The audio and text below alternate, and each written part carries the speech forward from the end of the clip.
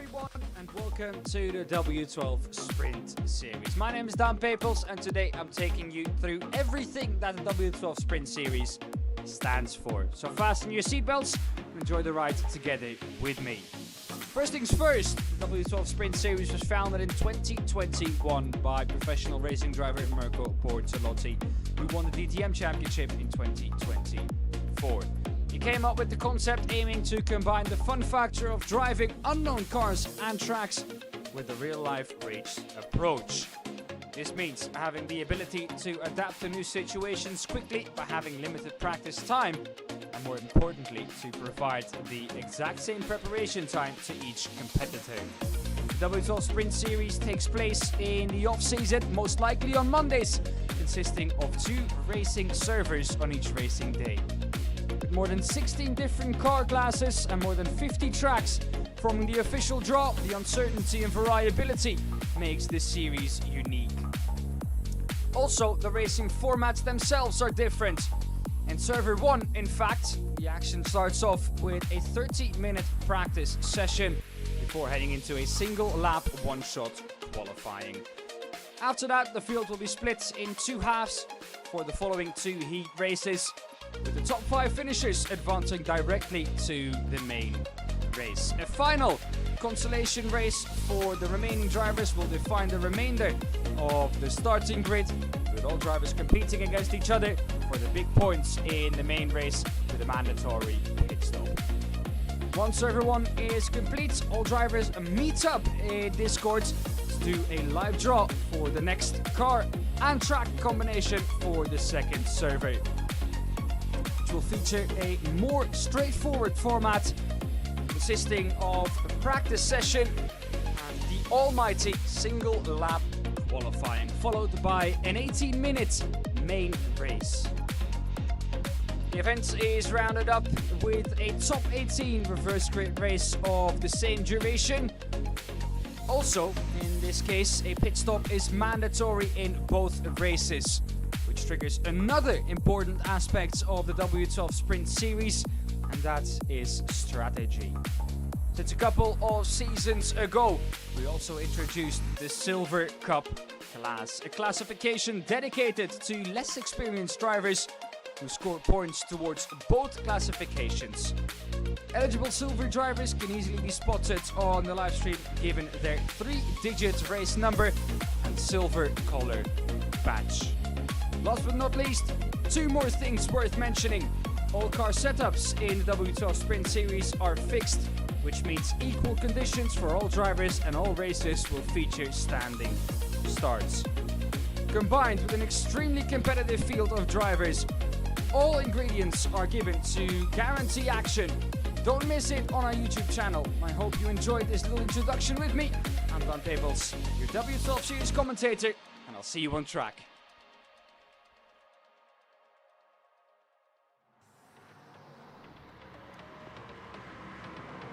Good morning, good afternoon, and good evening from wherever you may be in the world, and welcome to the W12 Sprint Series Season number 8, week number 4. Once again, it's time to go racing for the W12 Sprint Series. My name is Dan Papels, and today, just like week 1, I'm alone in the commentary booth again. Team Klaus, though, is still your guy on the production. He'll be accompanying me during the practice sessions of today's week. Well then, what's new for this week? 2 cars were added to the draw. That is the Porsche Mission R and the old GTP, the DPI, if I remember that correctly. Anyways, the old GTPs. Yeah, there you go, the HPD, as Steven reminds me of that. So those cars were added. We'll see later on if they were drawn or not. Before that though, let's have a look at the standings, how they were after last week. Oh boy, last week was a good one, especially the LMP2s at Monza, and it wasn't just the normal Monza, it was the historic layout with the banking, and oh boy did it provide us with, well, 1 good strategy and 2 amazing racing.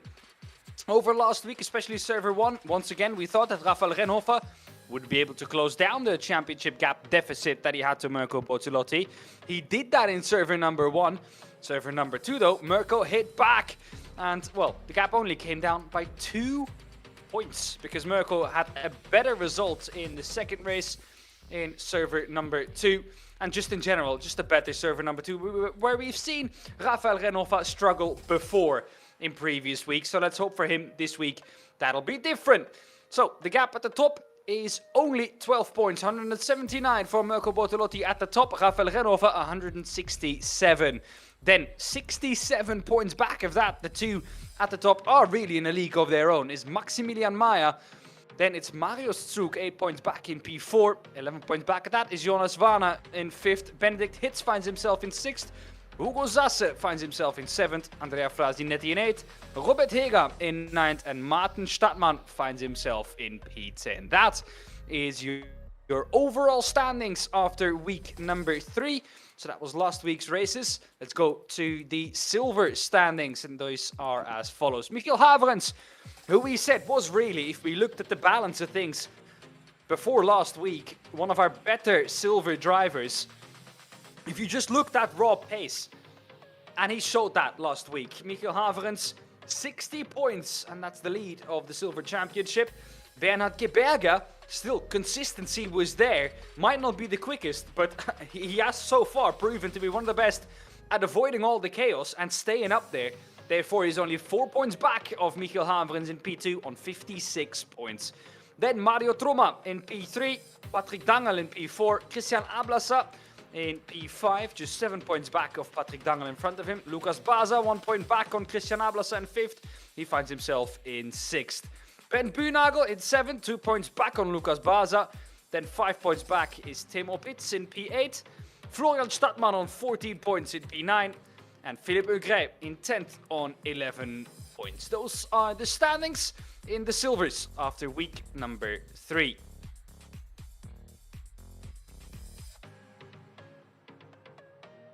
And here we go then, the draw for server 1 commences, and as always, for the draw, we will draw the cars of server number 1 first. We'll draw 2 cars, out of which we will take an eventual winner after we've drawn the 2 tracks of the evening that go into the final draw. The first car that got drawn was the LMP3, a car that we have driven in the W12 Sprint Series before.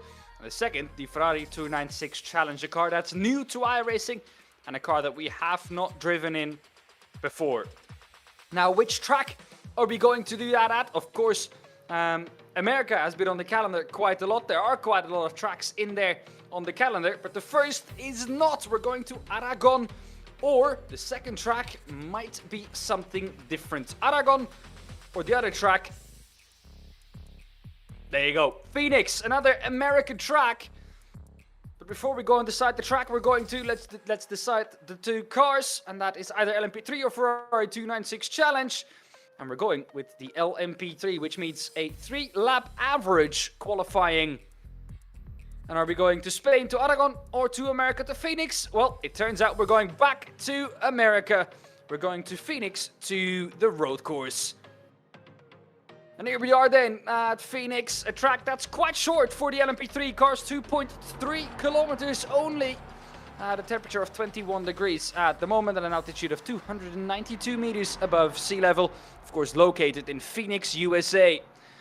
And as a lot of you might have guessed already, we're using the road course version of the Phoenix International Raceway. Obviously, that's much more fun with these LMP3 cars. I would have looked forward, to be honest, to these LMP3 cars finding themselves entangled in a battle on the oval. But since me and Timon, the producer and the commentator, have traumatic experiences from this track, we decided that the road course was a better idea to go with. Isn't it, Timon? Good evening, Dan. Yes, I'm glad we're racing the road course. So let's not talk about the oval further tonight. No, we'll leave it there. No further mentions of that. How long is left then in the practice session? We've got 9 minutes left. Ha! Luxury, Timon! Usually, this would be the time where we would go through the standings and everything and blah, blah, blah, the draw. But we've done that already. We can just look at the track and the car combination. We don't have any drivers in for an interview. Of course, we have no winners or whatsoever yet. But I think that this track combination with this car Could be quite an interesting one for this evening. Yeah, I agree, Dan. I can imagine with this car, this track kind of feels like a go-kart, maybe. Yeah. It's pretty short, narrow circuit. And yeah, of course, the LMP3 is known for its understeer, but still quite a lot of grip, especially on a track like this. Let me check the weather conditions. How are we doing on track temp? I believe it's pretty low, if I'm correct. 20 degrees. Oh. 20 to 22 degrees Celsius, so yeah, pretty low track temp, so that should mean quite a lot of grip. Yeah, and of course, you said it, this car known for its understeer, because it's quite heavy still for a prototype. But it's also got a ton of downforce in the high speed corners. There aren't that many of them on this track though. Turn 1 might be one, and then the banking, but I think that would be easy flat out with, well, most cars, especially the LMP3. Now, the lap times we're seeing at the moment, 53.290. That's by Rafael Renhofer. Niels Langeveld, he's back once again this week. Of course, he missed out on week number 3, but he's back with us, Niels Langeveld, so welcome back to him. And he was worried that he had to start from pit lane. We'll see if that's the case later on. Of course, Jan Lins, he's back racing after the injury. We're going to be looking at him quite a bit. He's a fan favorite now, I think, after being in the commentary booth with us for quite a while. So what do you think, Dan? Will he be driving with one arm still? I hope for his sake he isn't, because that would mean that he's doing quite well on recovery. But there is a chance, and I'm not counting it out at all, actually. I have the chances of him driving with one arm quite high, actually, after how he was feeling last week. But let's hope that's not the case, and let's hope recovery's gone well for him. But finds himself in P34 at the minute, getting back into the groove. He's been out of it for a long time, you know, after surgery, and getting back in is always difficult. Yeah, he's still 6 seconds off the pace, but I believe he's only on his second lap for tonight in the practice. So we'll keep a close eye on Jan. See how he does. Another fun fact is the fact that Isaac Fairweather has collected the most penalties so far in the W12 Sprint Series. And, well, he will have to serve a drive-through penalty, as well as being forced to sit out both qualifyings due to penalties. Well, from the jubilation of last week, where he won his first race in the W12 Sprint Series, to having to sit out both qualifyings, well, you're going from a very, very high to a very, very low point. Yeah, exactly. And also we heard that Jens Fiedler is out due to injury, so we wish him all the best. Hope he recovers quickly. And also, Dan, another how the turntables about Ivan Ferrari, last week's feature race winner in the reverse grid race. Maybe you can explain on that. Yes, he inherited, the reverse grid Monza LMP2 race victory. After Andrea Frasinetti was deemed responsible for the lap 1 incident. So Andrea Frasinetti actually did something that, well, we think was not possible, and that was drive away from the pack on a track where, well, usually on Monza, let's say you're 85% flat out anyways. On this layout of the track, I think you were flat out for about 92, 93% of the way. But he managed to drive away. It all was for nothing, though, because like I said, he was found responsible for the lap 1 incident. And with that, he loses the win. And, well, he got relegated to out of the points. So that's a tough one. Yeah, not ideal. Yeah, I mean, I can only imagine how he must have felt reading his penalty, obviously. He might have seen it coming already. I mean, it was quite a harsh penalty for an incident that, let's be honest, if you get penalized that harsh, I can't remember it, to be honest, but I think we can be quite honest, if you get penalized that harsh, you probably have done something very wrong. So for that, I think he might have seen that coming, but still, who knows? He took the victory, and well, he deserved it nonetheless, but yeah, penalties thought otherwise. Yeah, and maybe, Dan, when we run the highlights of the last week's races in the server switch, maybe we'll have a quick look at the incident that got him disqualified. But yeah, it was quite an impressive victory regarding the oval setting of the Monza combined track, where he just yeah seemed to run away from the pack on his own. He kept, I believe it were two drivers behind him who were in the slipstream of each other. He Yeah, kept I'm building the gap drafting. and kept building the gap on those two, and won by a couple of seconds. So that was quite an impressive victory, but all for nothing, unfortunately. Yeah, turns out to be. And, well, it's not the first time, I think, that a winner has not gotten his victory at the end of the official results. So it has happened before, but it's always a feat you don't like to see. Of course, the ideal scenario, let's be honest, Timon, would be that the one who crosses the finish line first is the winner, and that no penalties have to tinker with that. But at the end of the day, there is no live stewarding.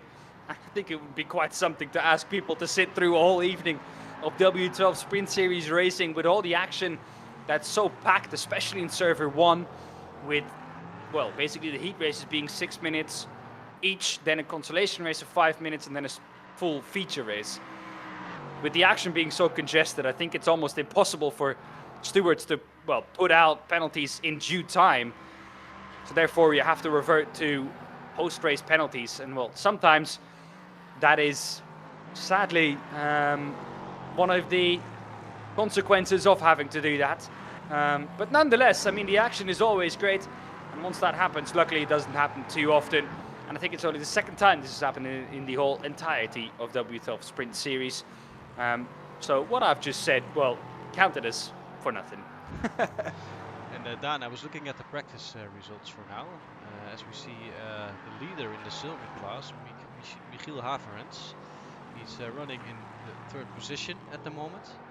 He seems to love these LMP cars, doesn't he?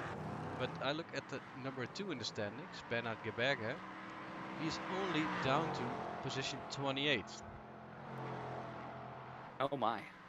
Well, if practice is anything to go by, exactly, then that's going to be a massive point swing in the Silver Championship. Also, overall, Marco Bortolotti finds himself in 10th. I'm sure that's going to improve, though, in qualifying. He always seems to shine there, especially in a 3-lap average qualifying, which we are going to try and cover for you properly this time.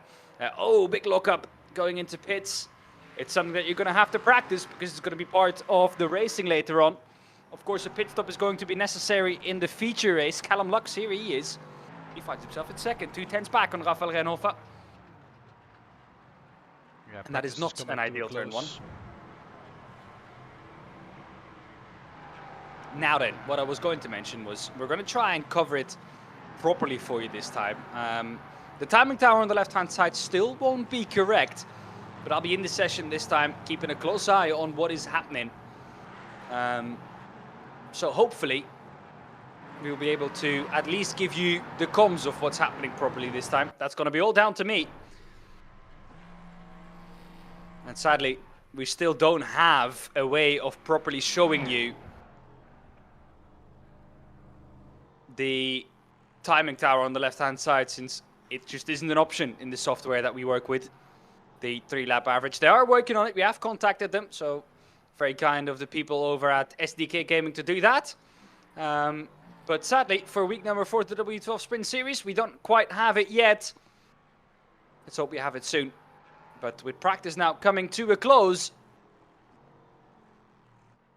let's hope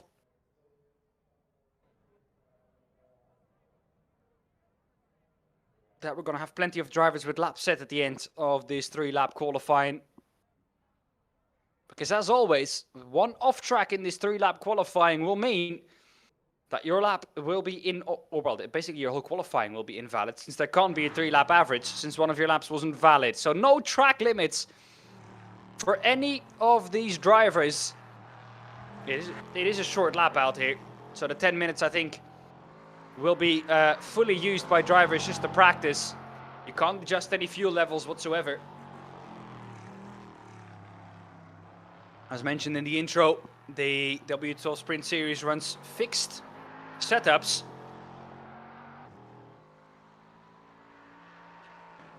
So therefore you also can't adjust fuel levels, which means that, well, you might as well take the extra practice that you get in this 10-minute qualifying. If you get out ASAP, you might get a lap or 8 extra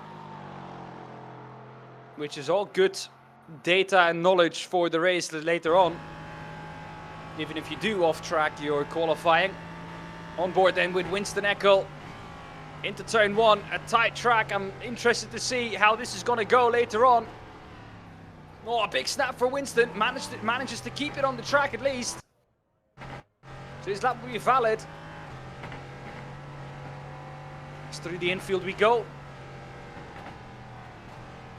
I'll keep a keen eye on the lap times.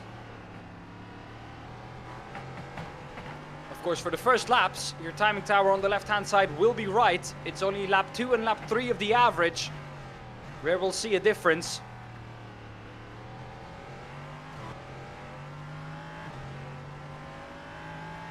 As the infield was navigated quite nicely by Winston. Showing the understeer though of the LMP3. Flat out all the way. Getting up to 250 kilometers an hour before you dab the brake into turn 1 again. This is where you had that snap last time round. Tires will be coming up to at least working temp this time round.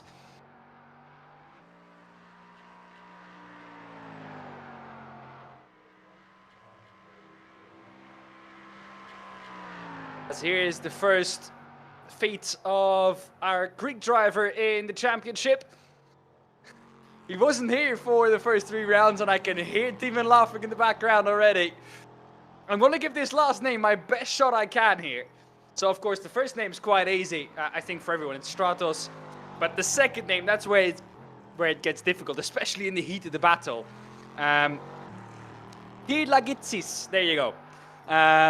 Did my best, I had a go at it, probably wasn't the best. Please, if you do hear this, let me know how I can best pronounce your last name, because I'm going to struggle with this quite a bit tonight, I feel like. And Timon is going to pull that up plenty of times, I know it already. Rafael Renhofer, at the moment, has the fastest lap time, doesn't necessarily have to mean he has the best 3-lap average. It's at least a good start.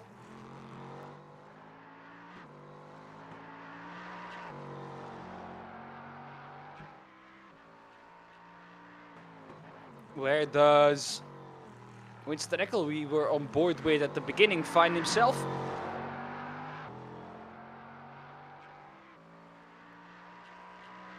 He finds himself in 26th. That's his fastest lap time. Drivers will come through to complete their 3-lap averages here soon. And Rafael Renhofer, at the minute, is first with his 3-lap average by a massive margin, 0.4 of a second over Callum Lux in second. 53.635 is his 3-lap average, and that's extremely consistent with his fastest lap time being 53.545.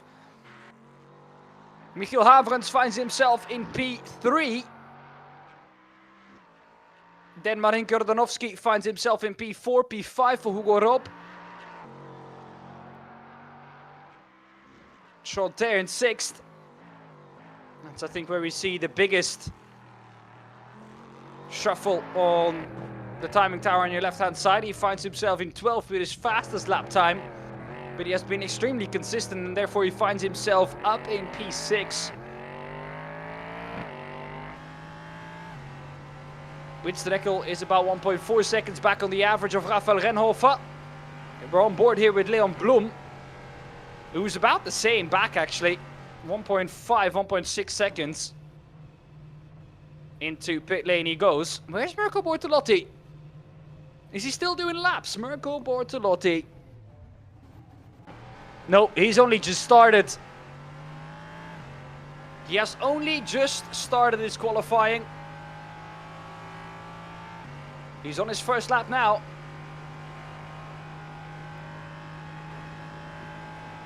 Alright, here we go then. First lap will come in for Mirko Bortolotti. Keep an eye on the timing tower on the left-hand side. Where does he slot in with his first lap? Or does that count as an outlap is my question. I have a feeling it counts as an outlap.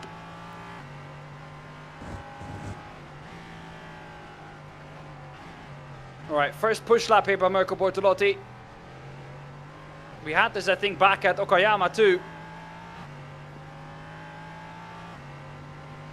we're going to see the full 3-lap qualifying on board with a championship leader, Mirko Bortolotti.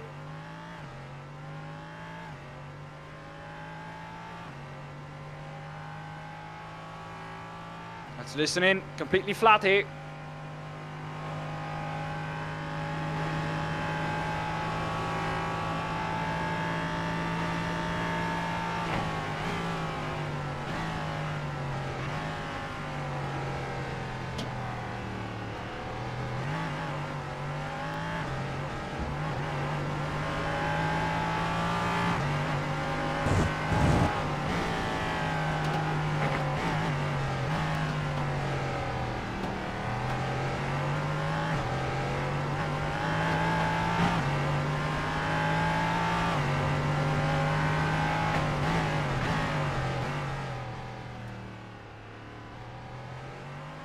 The bottom of your screen, you can see the sector times compared to Callum Lux in front of him. That's for second place.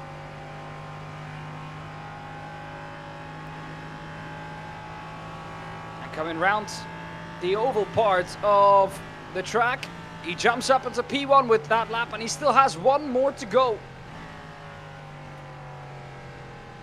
It doesn't look like it. He's quite slow on this one.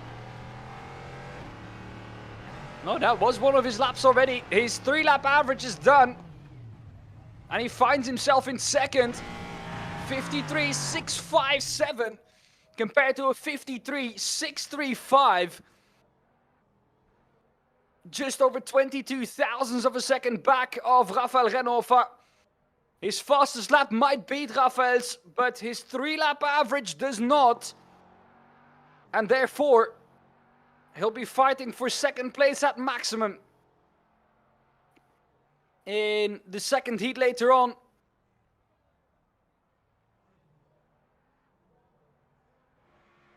Callum Lux has been shuffled down to third.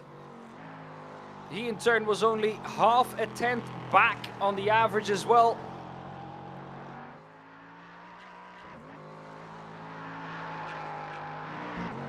And if you want to know how close that is, for our average Formula 1 enjoyers out there, we've seen gaps for pole position to P2 bigger than 0.3 of a second this season. Over 3 laps, the gap between, if you add it all up, the gap between Mirko Bortolotti and Rafael Renhofer is still less than a tenth. If you take the difference between the 3-lap average and spread it over all 3 laps, will come down to just under a tenth of a second. That's how close it was on the 3-lap average between Rafael Renhofer and Mirko Bortolotti. I would love to see a ghost car comparison between that.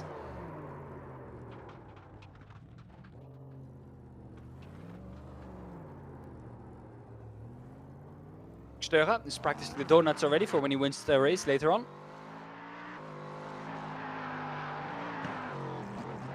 Or some alternative lines, maybe. Into the car park.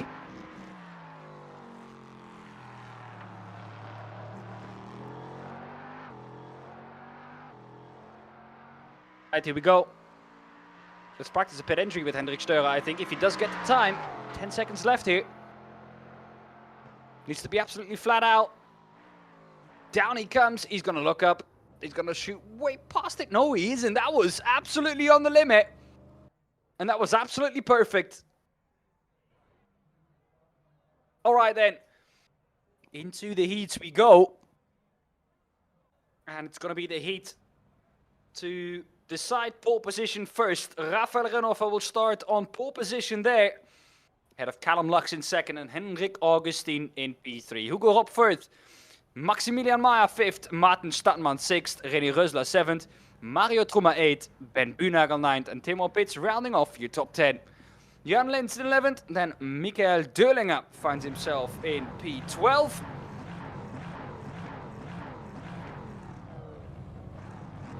P13 for Christoph Hartos, 14 for Bernhard Geberger, Hugo Sasse 15th, Christian Abelesser 16th, Stefano Pellegrino in 17th, and Davy Ewerma finds himself in P18. Well then, standing starts also in the LMP3. That's how we do it in the W12 Sprint Series. If the HPD did get drawn, or the GTP, then we would have a rolling start to allow for tire warm-up, since the tires are so extremely cold off the start for both of those cars. And I think even with a rolling start we would see plenty of drivers going off on the cold tires. Rafael Renova enjoying a clean track ahead of him.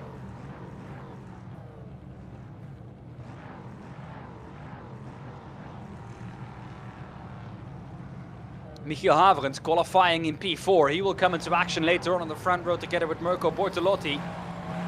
That is the silver class driver, the highest classified one. Let's go to 5 red lights though for the first heat race.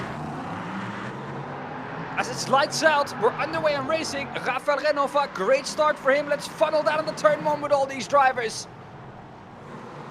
Couple of drivers off to the grass already. One driver going way wide, that's Hugo Rob. And is Hugo Rob around? No, he isn't. Already was, yeah, he was. Hugo Rob all the way off to the outside. And back into P17 he goes. But at the front though, Rafael Renova keeps the lead in front of Callum Lux in second. And Henrik Augustin in P3. Martin Stadtmann, he finds himself in P4 then. And Max Maya up to P5. Those are the drivers currently directly through to the feature race, not having to compete in the consolation later on.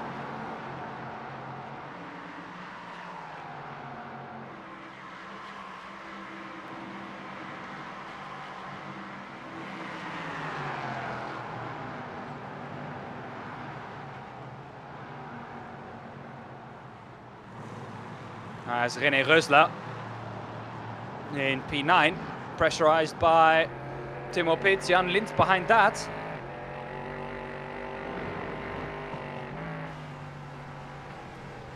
Here we are on board with Tim.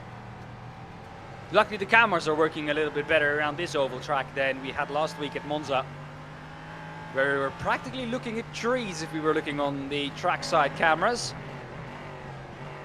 Looking at the beautiful Italian landscape, although that's not what we came for. Bernhard Kipperger, he needs to find as many places as he can here in this session.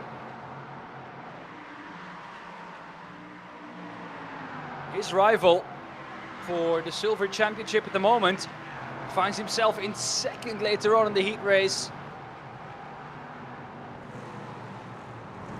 Oh, spinner! Mario Trumak goes up a position, René Reusler as well. Ben Buhnagel was the driver off. And Bernhard Kipperger, usually good at staying out of trouble, was almost involved in it, but also that time manages to stay out of it. Here he is, Jan Lindt, move around the outside. A fan favorite, doesn't work out this time. He loses 2 spots with it actually. Oh, there's a spinner up ahead. I thought there was a spinner up ahead for a second. It might have been. But Jan Lindt, great to see him back out there.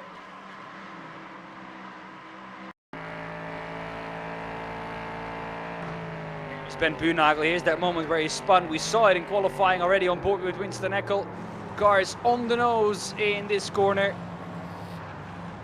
And he was on the nose a bit too much there. Oh my goodness, Bernhard Kipperger having to slam on the brakes to try and avoid Ben Buhnagel rolling off. Stefano Pellegrino having the exact same fate as Ben Buhnagel. Henrik Augustin, is he going to do the exact same as this? Yeah, I have a feeling he is.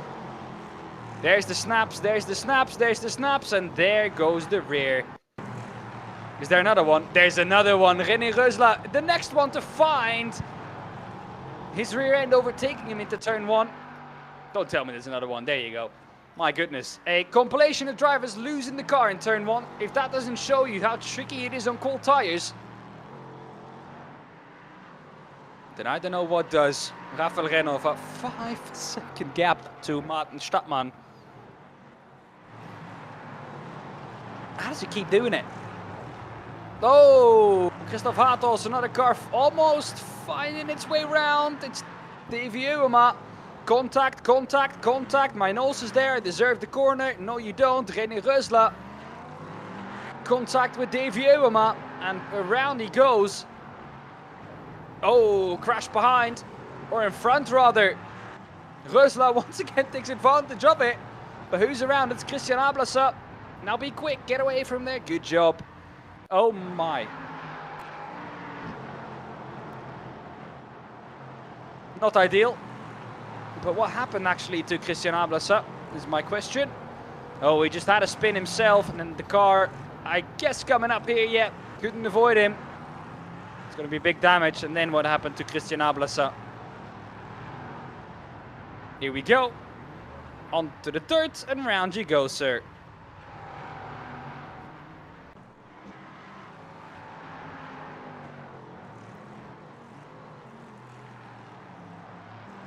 Soon going to come round to take the white flag.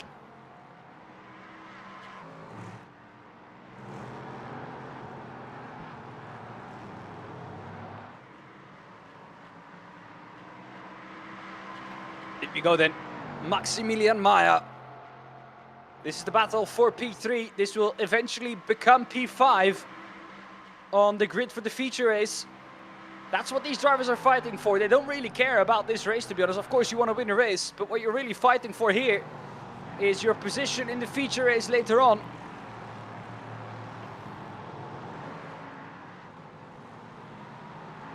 And Hugo Zasser seems set to take a 9th place there.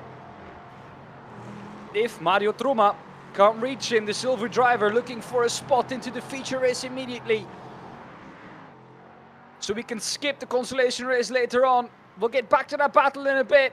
Because first we'll see Rafael Renova cross the line with a 7.5 second gap to P2 in just a 6-minute heat race. He's back to form in server 1, Rafael Renova in the LMP3. Martin Stadtmann will cross the line behind him, closely followed by Callum Lux. And then Maya as well. And then in the background, Hugo Zasser just about manages to stay ahead of Mario Truma. 9/10 was the gap there in the end for P5. And P9 on the grid later on. Hugo Zasser is through.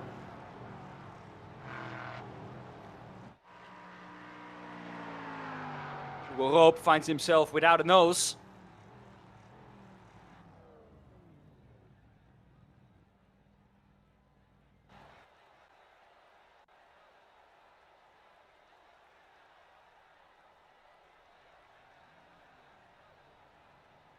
Here we go then, that was that. Let's go to the grid real quick for this one and then we'll go to the result. Mirko Bortolotti, Michael Havrans, your front row. Marieke Jordanovski, Chanter, second row. Third row, the grid, Benedict Hitz, Niels Langeveld. Fourth row, Anton Abe and Stratos. Fifth row, the grid, Winston Eckel and Leon Blum. Sixth row, the grid, Florian Stadtmann and Mario Herzog. 13th, Isaac Fairweather. 14th, Hendrik Steurer. Marius Zug, 15th. Lucas Baze, 16th. And Patrick Dangel finds himself in P17. The result then really quickly from the previous heat race. The top 5, Rafael Renova, Martin Stadtmann, Callum Lux, Maximilian Meyer and Hugo Zasser, the drivers, immediately going through to the feature race later on. The rest, we'll see them back in the consolation race after this heat race. Mirko Bortolotti, right hand side of screen, left hand side of screen, Michiel Havrans. Green, green, green, what a mega start from Mirko Bortolotti. I don't know what he's on, but that was mega reactions from the Italian. He must be on some, at least 5 shots of espresso, judging by the reaction time of Mirko Bortolotti there. Mega start from the Italian, and he leads.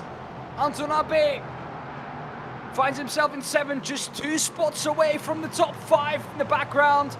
More drivers struggling with cold tires. Stratos is off, the number 37.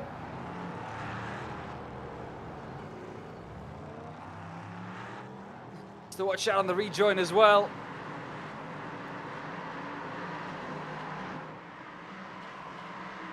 Michiel Havrans down to 4th, but still immediately through into the feature race. And I think as a silver driver, that's all you're looking for, really. Oh, that's a driver into pit lane. He picks up P3 with it. And there's a couple of drivers into pit lane. What's that for jump starts?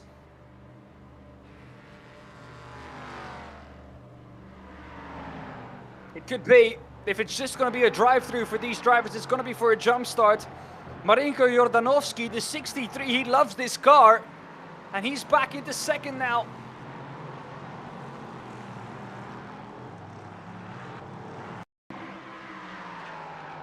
Michiel Haverens. What happened to him? Oh no. Michiel Haverens. Michiel, don't do it. Oh, Michiel's going to suffer the same fate that so many drivers have suffered already in this corner. Oh my goodness, just being missed by a driver going wide, and then the eagerness getting the better of him, taking the rejoin. But once again, a good qualifying for Michiel Haverens, but he just can't put it together in the race. At least not yet. Patrick Dangel, he's the one who's going to just manage to avoid that. No, he isn't. He's going to be the driver who's actually going to make contact with the 5. And that is Hendrik Steurer. But Marinko Jordanovski, the 63, the number 63, finding himself in second. Mirko would like his number back if he isn't champion this season, Marinko. Just so you know. So be quick with submitting your entry for next season. Winston Eckel. Oh, Winston Eckel finds himself up in 5th. Up 4 places. And with that, he would go through to the feature race immediately. Not the best qualifying for Winston. But he does find himself in a spot for a direct place in the feature race and P10 on the grid. And it doesn't end there yet. Anton Abe, the rookie, ahead of him.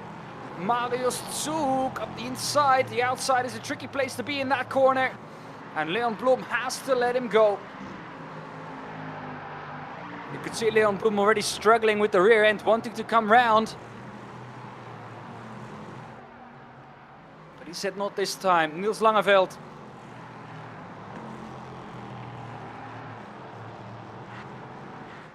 Down in 16th and with places to make up. He's actually down 10. So he qualified much better than he actually is at the minute. Might he be one of the drivers involved in that moment with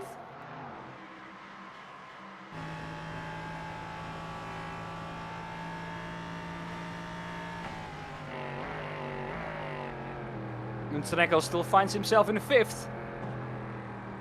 But Herzog luring behind, waiting patiently for a mistake. And if he does make one, he's there to pick up the pieces. Winston Eckel also getting closer though to Anton Abe.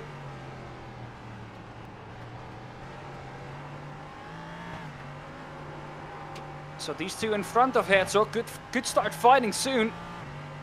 And with that, opportunity might open up. Marius Zug is also getting closer though to Herzog. Looking back from Anton Abe's car. Beautiful camera angle. You can see that there isn't really a lot of banking at this track here.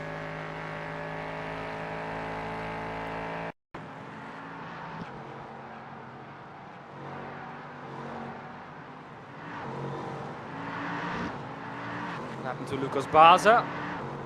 Oh! Uh-oh. And that's gonna cause a traffic jam. Yeah, good job getting out of the way, even though that's not the preferred thing to do. Sometimes you have to look at it and think that was the better decision at the end of the day. Even though the stewards might not like it as much, Mario Herzog suffers the same fate as Michiel Haverens did earlier on this race, and so many others did in the first heat. And Anton Abe still clinging on to 4th place and 8th on the grid for the feature race. Same as the case for Winston Eckel for 10th. Marius Zug wants it though. And with Herzog out of the way now for Zug, he can show his pure pace and a tighter line in the turn 1. Winston Eckel has to be looking in his mirrors here, all over the curb. That tighter line seems to work much, much better. Winston Eckel under pressure here from Marius Jesus. Marius Zug, excuse me. Oh, and you can see the pressure. It's getting to him. Up the inside goes Marius Zug, and sometimes you don't have to overtake. You just have to put them into a mistake.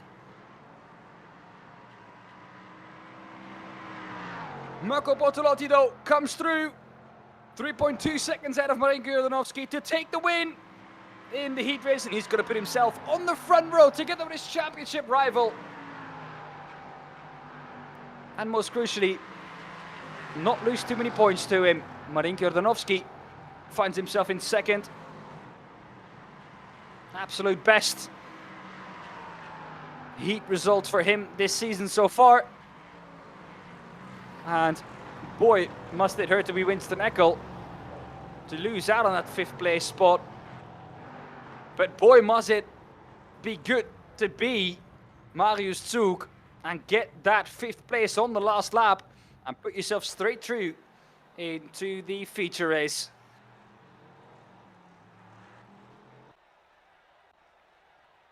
Right then, let's quickly have a look at the standings of that race. Marco Bortolotti, Marinko Jordanovski, Benedikt Hitz and Anton AB together with Marius Zug find themselves into the feature race later on. The rest we'll see in the consolation race now. Mario Truma, Winston Eckel finished 6th, just outside of that top 5. They will start on the front row of the grid. Henrik Augustin and Leon Blum in 3rd and 4th. Bernhard Giberga 5th. Florian Stadtmann in 6th. Timo Pitts and Michiel Haverens, there he is. Our front row driver down in P8 in the consolation race. Ben Buurnagel in 9th. Stratos in P10. Michael Dullinger in 10th. Hendrik Steura in P12. P13 for Jan Lins, Patrick Dangel 14th, Christoph Hatos 15th, Lucas Baza in 16th, René Reusler 17th, Mario Herzog in 18th, Davy Öhman 19th, and Chanté rounding off the top 20. And that's all we've got time for. We're on board with Winston Eckel. Let's take the start with our pole sitter though. Off we go, green, green, green. And Mario Truma. Around the outside, Winston Eckel, is he going to pull that off? Surely not, no, he's going to be on the marbles. He's going to lose some speed. The exit though might be for him. Up the inside he goes. Space is left by Mario Truma. Now the inside though for Truma himself. Winston Eckel allows him the space. And decides that, well, it might be better to slot in behind him for now. Both drivers struggling on cold tires. And behind that, Leon Blum getting through on Hendrik Augustin. You saw an opportunity on Winston Eckel, tried to go for it, was a bit too eager and lost out instead. Good run though onto the banking for Hendrik Augustin. And he might look to get back on Callum Lux.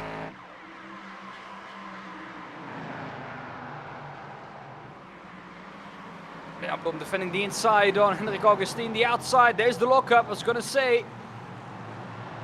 He's in too hot. And Hendrik Augustin remains fourth. Bernhard Giberga finds himself in 5th. Mario Truma, at the moment, the best qualified silver driver for the feature race. If he wins this race, or stays ahead of Bernhard Giberga. Oh, Davy Öhman, around he goes. And that causes a massive pile-up.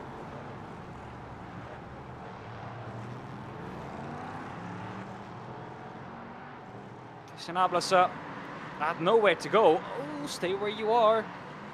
Isaac Fairweather. Oh my goodness, Isaac Fairweather down in P25 in the consolation race.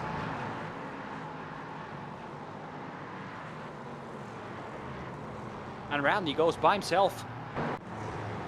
All by himself. Oh, Winston Eckel contact at the front of the field. Winston Eckel does not hold his brakes. And there's further contact. That car is crooked and is not going to see the checkered flag in this race like that. And from both of them fighting to start near the lower echelons of the top 10. They're now both out. Oh, it's a spinner. It's a spinner. He has to come back to the inside and that causes the contact. And then he just doesn't hold his brakes. And who is the poor soul involved in it? Is that fellow Dutchman Niels Langeveld. It might have been the number 20, or was Niels Langeveld the other yellow car up ahead?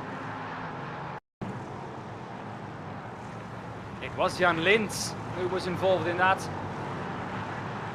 No, it wasn't. It wasn't Niels Langeveld who wasn't involved in it. So it was Jan Lins, I think, later on, who is now in P7. So Niels Langeveld not involved in it. But those two drivers fuming after that. They still try and go back out to pick up as many positions as they can. And here we go, battle for the lead. Bernhard Geberger and Hendrik Augustin. This is the battle for second. Hendrik Augustin finds himself 2 seconds ahead of this. Michiel Havrens to be the best silver driver still. This is the battle for the championship as well. Bernhard Geberger knows that consistency is enough to sometimes defeat Michiel Havrens as well. That's how he got the lead in the first place in the first 2 weeks.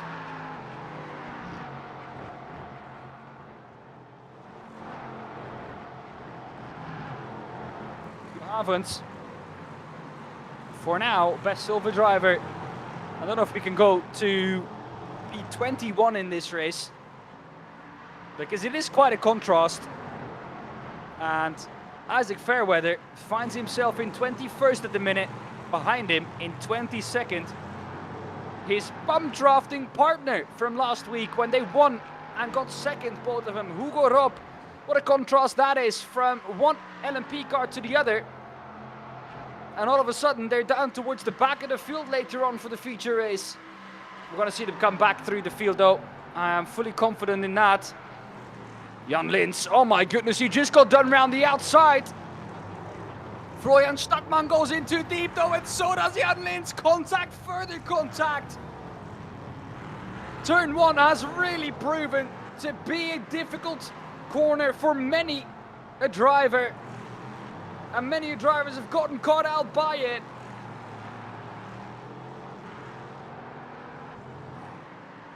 Stratos Kirlakitsis is still in it though. He finds himself in P8 at the minute. Just 10 seconds back of the overall lead, which will go to Hendrik Augustin, and he will find himself in P11 on the grid later on. Up 2 positions. Michiel Havrens up 2 as well. He's the best classed silver driver. Bernhard Geberger stays in 3rd. Chanter in 5th, up 15 positions in this race.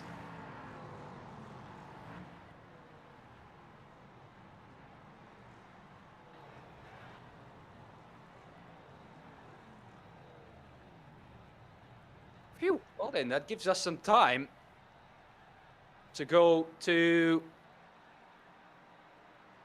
the warm-up, which will give us a little break.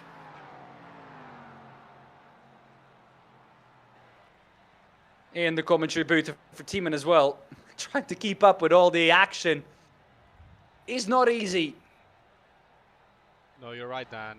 On this small track with a lot of action, I have to have 4 eyes or 8 eyes on my 4 screens to catch up with all the action. I hope we got the most of it. He needs a fly or a spider on the wall as extra eyes for him. Here we go then. Here's the result for the consolation race. And it's Hendrik Augustin in 1st, ahead of Michiel Havrens in 2nd, Bernhard Geberger in 3rd, Timo Pits in 4th, and Chanter in 5th. Like I said, up 15 positions, Chanter. Incredible feat. Henrik Steurer in 6th, ahead of Florian Stackmann in 7th. Stratos in 8th. 9th is Michael Döllinger. 10th is Niels Langeveld. 11th Lucas Baza. 12th Jan Lins. Our fellow commentator, he finds himself in P12 in the consolation race. Mario Tromma, P13. Isaac Fairweather in 14th still. Then Christian Ablasser 15th. Christoph Hatos 16th. Patrick Dangel in P17. Hugo Rob in 18th. Stefano Pellegrino 19th. And Winston Eckel down in P20. After he came to contact, of course, with, I think P1 at that time in the race, René Reusler. Leon Blum in 21st, Mario Herzog P23, Davy Eumba P24, and Ben Buhnagel P25. I must say, Dan, after the penalty probably Niels Langeveld got, it's pretty nice for him. He got back to the top 10. He got some lucky breaks, of course, with the crashes in front of him, but that's still a feat. Yeah, I mean, you have to put yourself in that position, and still you had to be wary. Because there was enough happening ahead of him, and as we saw, a lot of drivers actually getting caught out by it.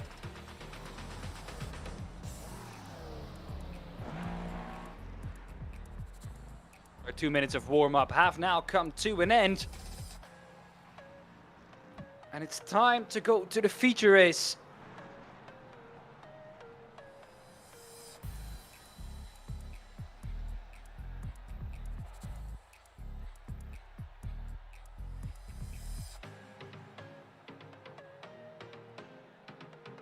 And how are we going to line up then for our top 10 in this race? Rafael Renova, Mirko Bortolotti, the two overall championship candidates, once again find himself at the front of the field. Martin Stadman, Marinko Danovsky, 3rd and 4th. Callum Luxon, Benedict Hitz, 5th and 6th. Maximilian Maya and Anton Abe, 7th and 8th. Hugo Zassa, Mario Souk, 9th and 10th. Those are your top 5 finishers in both heat races. Henrik Augustin, he finds himself in P11. That is your consolation race winner. Those are all the positions worth mentioning. All the rest really is other or other drivers. Well, we previously mentioned in the result of the consolation race, those positions will be the same from 11th on downwards. Here we go then, 5 red lights on the gantry. Will Mirko Bortolotti once again have such a mega start? Yes, he will, but so will Rafael Renova. Not as good as Mirko Bortolotti, though. He's on the outside for turn 1, and he won't fancy his chances on the outside of turn 1. He will slot back in behind Rafael Renova, knowing that that is just the best thing to do, looking at all the other races previous to this.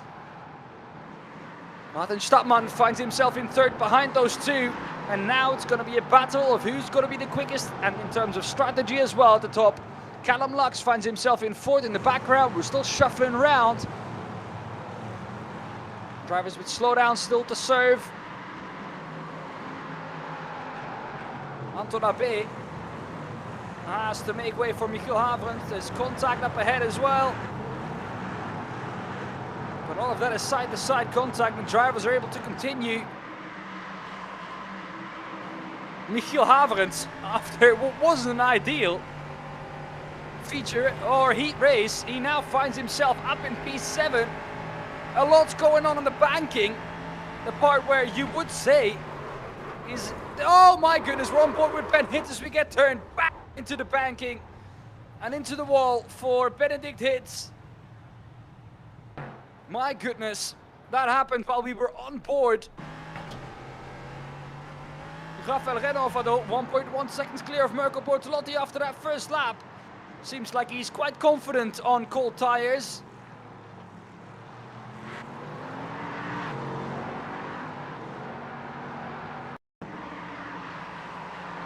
Replay, Henrik Augustin.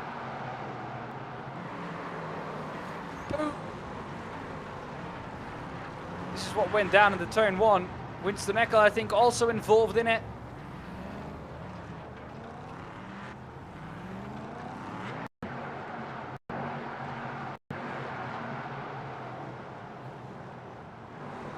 Just loads going on that first lap on the banking, and this is not the only part.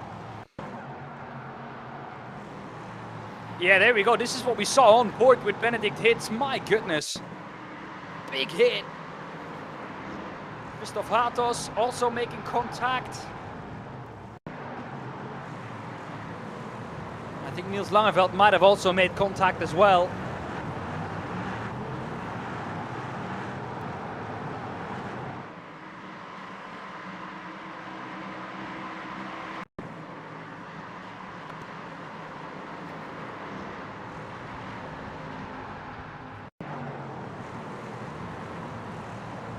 Loads of incidents as Bernhard Geberger takes the wide line and then finds himself on the outside for the banking, and he's going to be stuck there, I feel like. Yep, he's going to be stuck there and he's going to be involved in the incident. I was going to say he does manage to get out of it somewhat unscathed, but Bernhard Geberger, who usually is so good at staying out of trouble, was involved in it this time, and even worse for him. His championship rival Michiel Haberens is first at the minute in the silver class and 6th overall. Mirko Bortolotti, 3.1 seconds back of Rafael Renhoff already. Just 3.5 minutes into this race. It seems like it's one of those servers again for Rafael Renhoff, like he had last time round.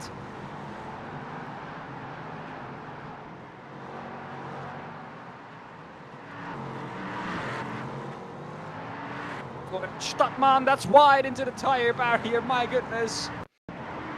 And that's what kicked off that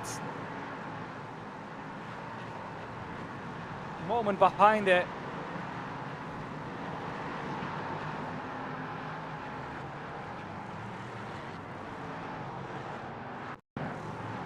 Once again, venturing off through the gravel. We're just catching up here on some incidents in the earlier laps. Oh my goodness, imagine trying a cut back and then finding yourself with 2 cars parked on the apex.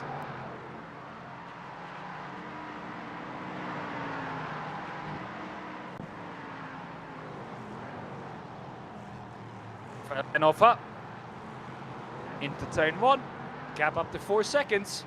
Mirko Bortolotti did seem to have some lap traffic there, as Sean Terre finds himself with a black flag. This is very early on in the race to find yourself with a black flag.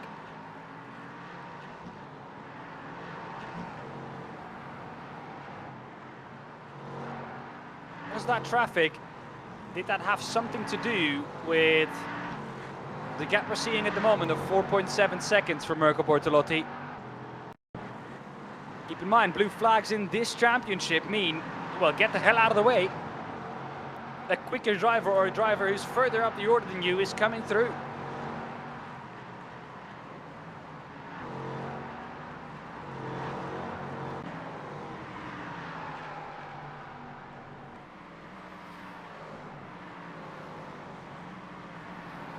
Zasse finds himself in 4th at the moment. There's Mirko Bortolotti, about 1.1 seconds ahead of Martin Stadtmann. Winstreckel, after that contact earlier on, he finds himself down a lap actually, and down in P28, getting nicely out of the way for drivers further up the order, so they can continue their battle on their own. Hugo Ropp up in P14.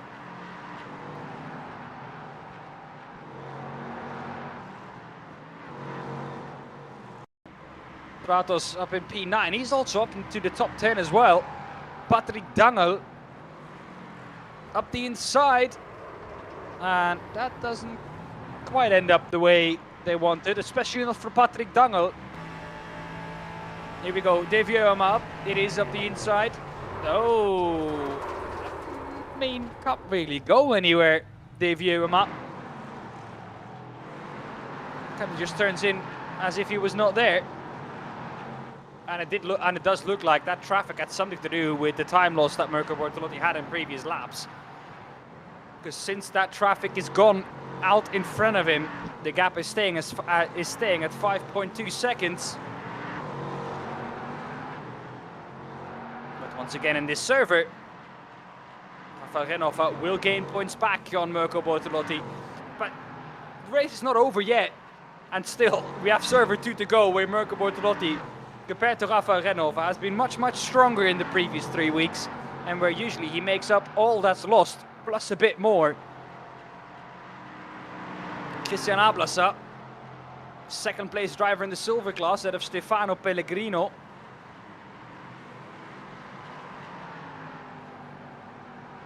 But they are both trailing Michiel Haverens up in P6.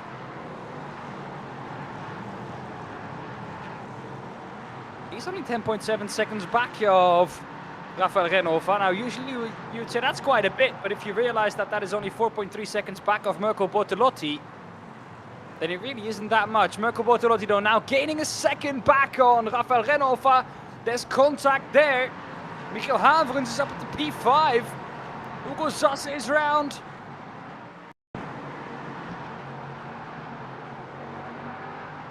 Who was he battling with? There's the green car. Oh my goodness. That is the 99. And the 99 is Hendrik Augustin, and he's a lap down. That's a lapped car that he's had that incident with, and the stewards won't. Well, that's frowned upon. Michiel Haverens does go into pit lane the lap after. Doesn't enjoy much of the top 5.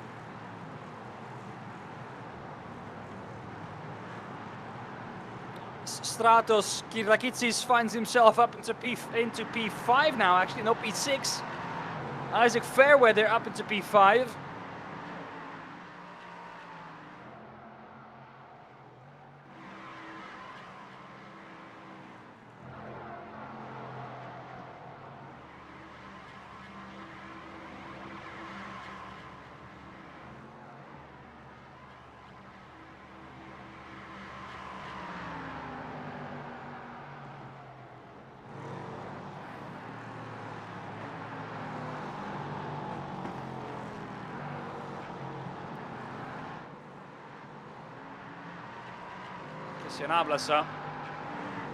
Now, for now at least, the best place silver driver, but he still has to pit. Drivers yet to pit then. Let's take a look at that. Hugo Rob, Stefano Pellegrino, Christian Ablasa, Mario Strouk, Martin Stamann, Mirko Bortolotti, Rafael Renhofer now into the pits. And I have a feeling we'll be seeing everyone behind him following through.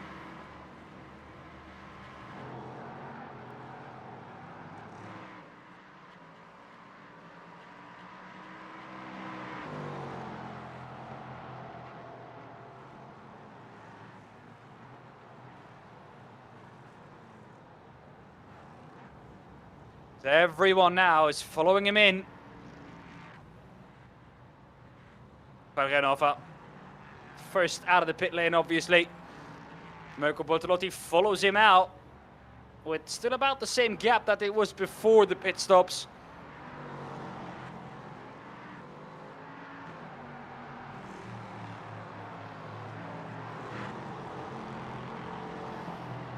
Isaac Fairweather.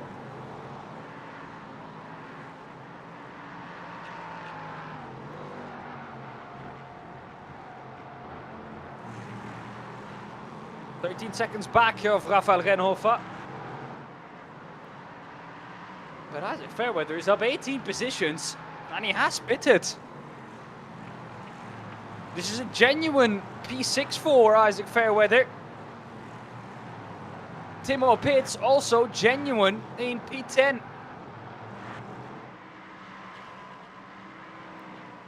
Could be a first win in the silver class for Timo Pitts. Niels Langeveld in P7 also up by quite a bit. Up 13 positions.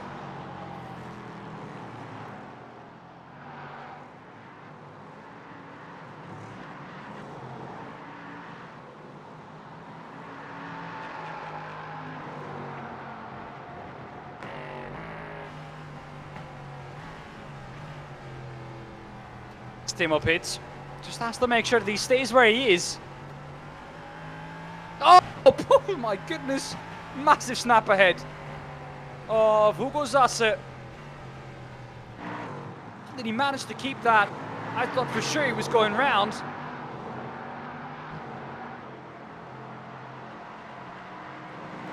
.7 seconds the gap is staying at. Yeah, that lap traffic has ruined us a race here at the front.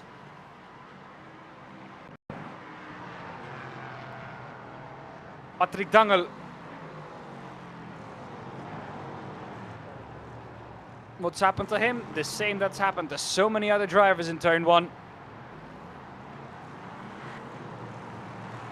Does manage to get going without losing a position there, actually. That's ace from Patrick Dangel. Loses nothing with it.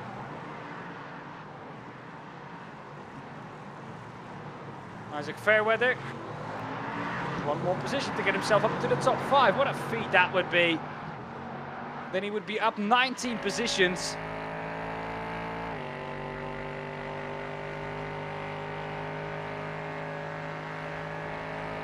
Back from Callum Lux into the eyes of Isaac Fairweather. Surely not round the outside. We've seen many drivers try that already.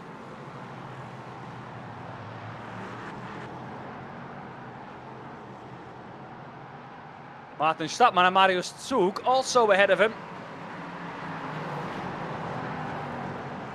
So this is now a battle for P3, the last spot on the podium, that Isaac Fairweather all of a sudden finds himself entangled in.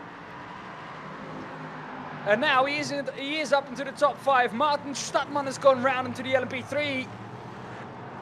That's something that I didn't think I would be saying.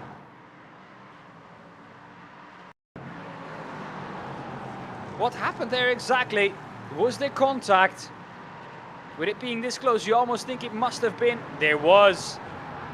The slightest bit of contact unsettled the car enough. Oh my goodness. They do so well to avoid him there. Millimeter perfect. Oh my goodness, Isaac Fairweather has gone through into P3. Callum Lux and Marius Zug too busy fighting each other. And through goes Callum Lux, or Isaac Fairweather, I mean.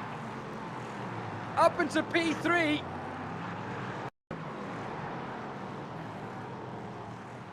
Look at this. Both busy fighting. Through goes Isaac Fairweather. And up into P3 with, well, relatively ease. 15 seconds back on the lead. Lucas Baza finds the same fate as so many drivers. I think our producer Tim and Klaus can fill about 10 to 15 minutes with all the spins in the turn 1. Marius Zug just needs to make sure that it doesn't happen to him. Isaac Fairweather up 21 positions. And he finds himself in the top 3 in this race.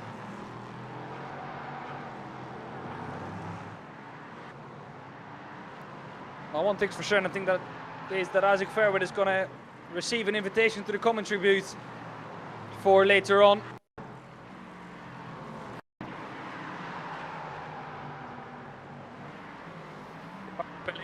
Once again in the turn 1, what's going to happen to him? Oh, surprise, surprise. Rear end tries to go into turn 1 first.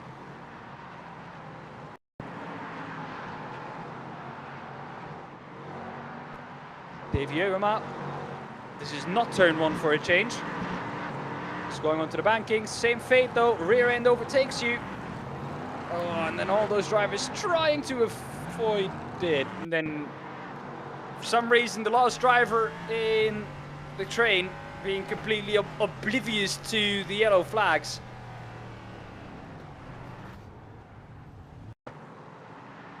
Mario Truma, the driver who got involved there. Stefano Pellegrino, oh my goodness, around he goes. Stay where you stop rolling back, please. Timo Pitt still finds himself as the winner in the silver class as we speak. And he's about 9 seconds in front of Christian Ables, so I have a feeling that's going to stay that way. Lap traffic now ahead of Rafael Renhofer. But the lap traffic ahead of Rafael Renhofer is much nicer to him than it was to Mirko Bortolotti earlier on in the race. And that really took from us what could have been such a mega race between Mirko Bortolotti and Rafael Renhofer. Isaac Fairweather, though, is the story of this one. It's not done yet, though. Still 1.5 laps to survive for Isaac Fairweather on the podium. And Marius Zug is only 1.2 seconds behind and lurking. White flag is out for Rafael Renhofer to take another split 1 victory.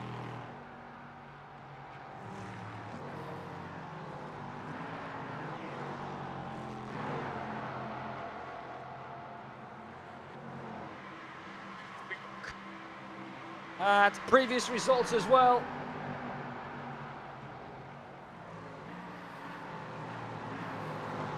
Rafael Renova is a real server 1 beast.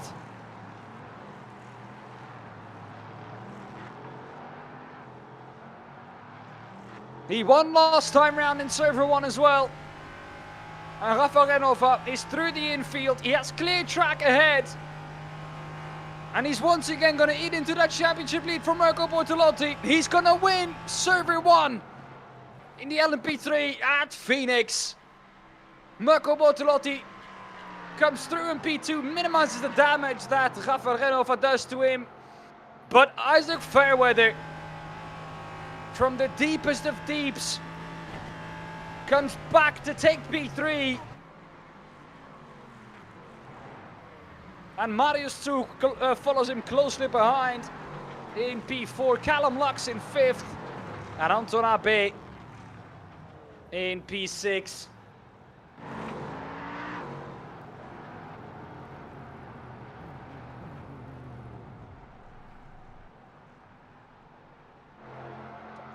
Seemingly running out of fuel as well, yeah.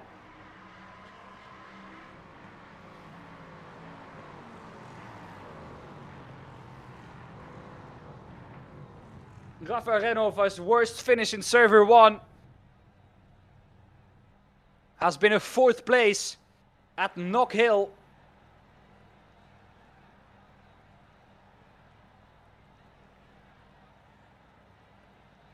And that was about a 10th back. No, excuse me, I'm wrong. Let's go to the main race. Rafael Renova won at Knock Hill. He won at Barcelona. And he won last time round at Donington. Well then, a 4th server 1 feature race win in a row for Rafael Renova ahead of Mirko Bortolotti. Isaac Fairweather in 3rd, Marius Zug in 4th, and Callum Lux rounding off the top 5. Anton Abe in 6th, ahead of Marin Jordanovski in 7th. 8th is Maarten Stadman, 9th Hugo Zasse, and 10th is Stratos Kirlagitsis. 11th Maximilian Maya, Hendrik Störa P12, Timo Pitts P13, Hugo Ropp in P14, and Christian Ablasa in P15. Mika Haverens in 16th. That is your 3rd place driver in the silver class. Winner there, Timo Pitts, ahead of Christian Ablasa in P2. Lucas Baza 17th, Leon Bloemen 18th, 19th is Niels Langeveld, and 20th is René Reusla.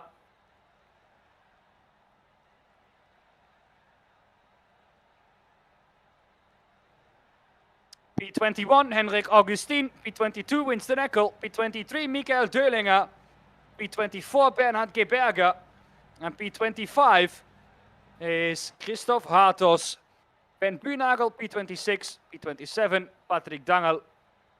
P28, Mario Truma. P29, Jan Lins. And Stefano Pellegrino finds himself in 30th.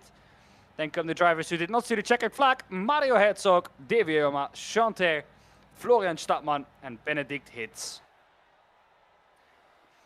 That's it though for server number 1. We'll go to the draw for server number 2 and then we'll be back with you as soon as we have track action for server 2.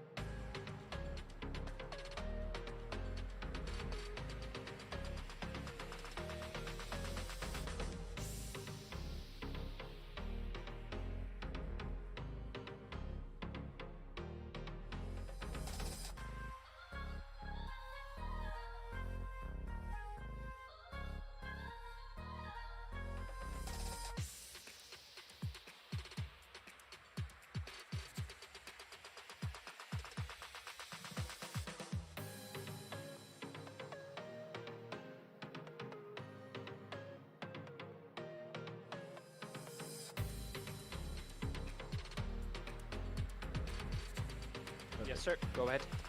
Okay, so now let's go to the draw for the server 2. So since we were driving the LMP3s in server 1, the group E is excluded from the draw. So let's draw the first car. And the first car will be the Super Formula with a 3-lap average. Now let's draw the second car. And it's the Formula 1 car with a single lap qualifying. So now let's draw the first track. So there will be some tracks which are not possible to draw. Yeah, in both cases, I think. Yeah. And the first one is Le Mans. And now let's draw the next track. For that track, I guess for the 3-lap average qualifying, there will be maybe a review. Yeah, Le Mans will be single lap, as we said at the beginning. So if Yeah. it's gonna be Le Mans, it's gonna be a single lap.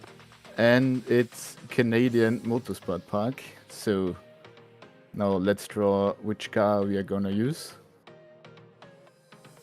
It will be the Formula 1 car. Right, And- just before you finish, on this car there will be a mandatory compound change and no refueling. There's no possibility to refuel the car, so you don't have to worry about the fuel. It's just you have to swap the compounds. So you can decide whatever you want to run in quali, and then you need to do one swap in the race, and you are not allowed to do it on the final lap of the race. Okay, perfect. So the final drawn combination is now the Formula 1 car at Le Mans with a single lap qualifying. Right, guys, see you later. Have fun.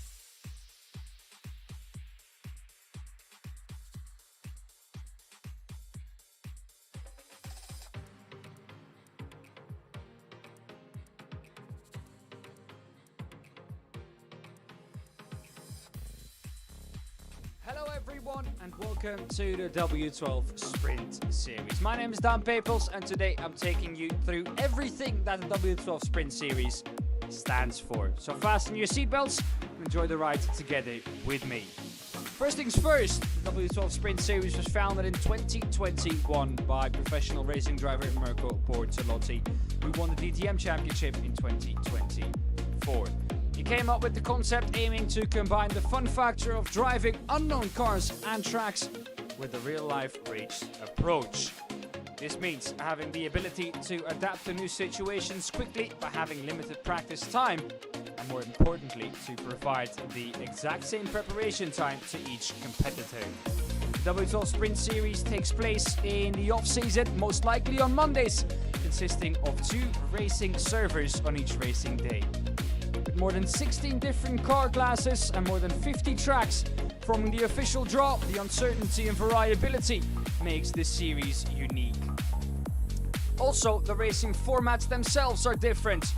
In Server 1, in fact, the action starts off with a 30-minute practice session before heading into a single lap one-shot qualifying.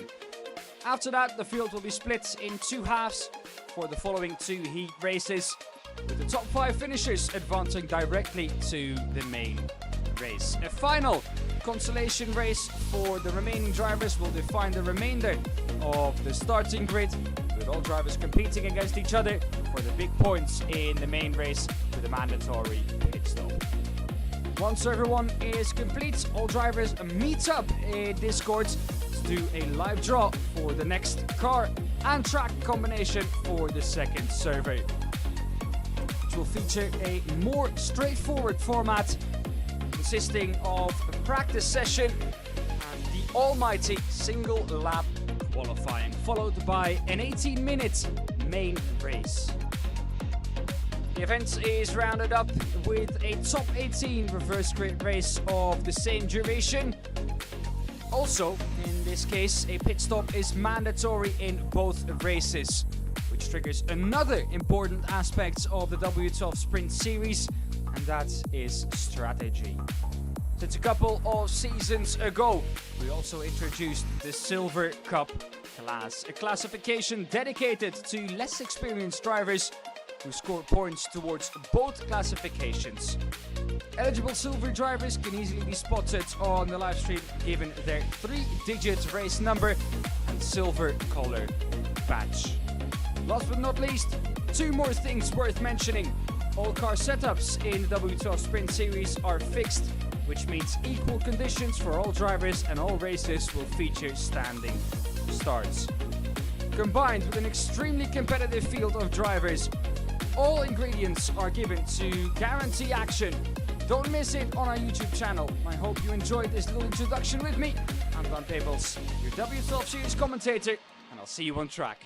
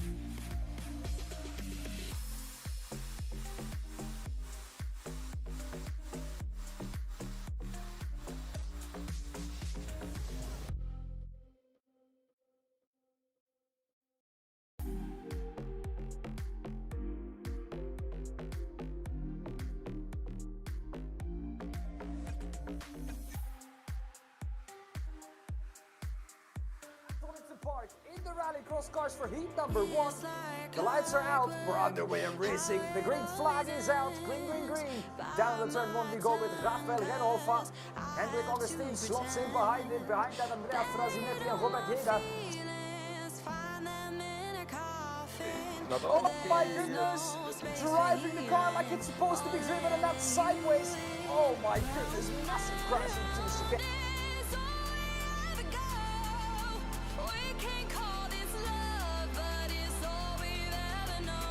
Race. One thing's for sure though, and that's that Rafael Renhofer is going to pick up the pole position for the main race. Oh, we're already underway with the race. Winning this time. Into P1, it's Andrea Frazinetti with Marco Bortolotti, I think, behind him. Look at this, it's going to happen on the inside of Bernard de Berger. It's going to go around the outside of all of them.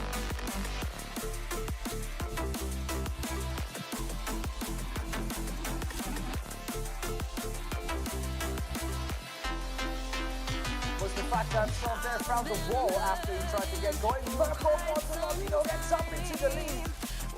This is race Marco Bortolotti is going to come to the checker flag first, and Andrea Frazinetti is going to follow him in second. Green, green, green for heat number 2. Florian Stangen on the inside.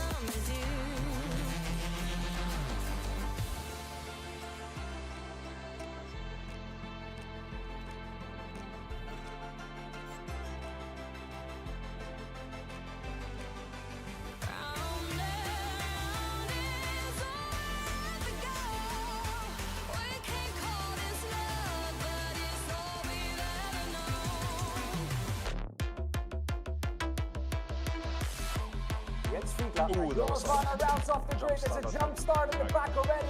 Rafael Renhofer with a good start at the front of the field. Marco Bortolotti follows him through.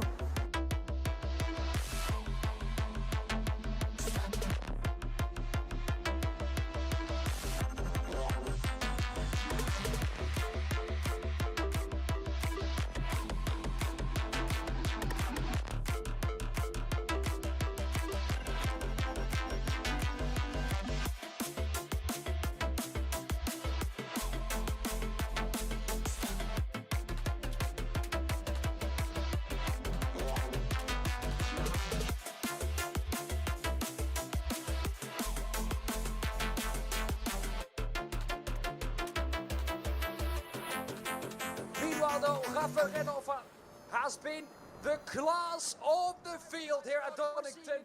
Now we come to the grid. What a view this is! The historic Monza is going to host 36 LMP2s off the line and blinking with his lights is Hugo Rob, and he's up to P1.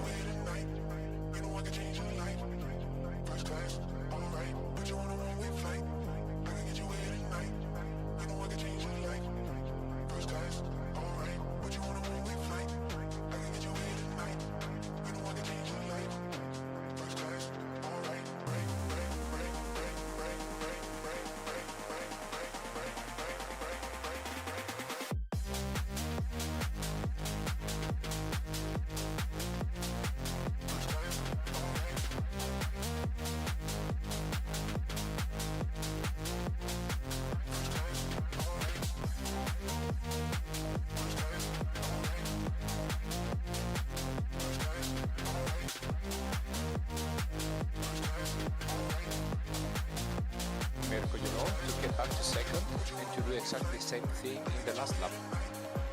This is the last lap of the race.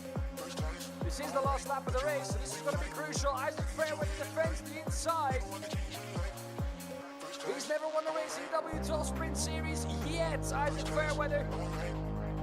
Here we come, checkered flag is out, and Isaac Fairweather, you are a W12 Sprint Series race winner. From this far back, the green lights are on the gantry, we're underway and racing. But it's not that big of an issue that he doesn't have the best start. There's absolutely no way to pass here at this track, especially in the first few meters. Back onto the banking though, this is going to be where it's going to be difficult. As a check-up, you can't really go anywhere.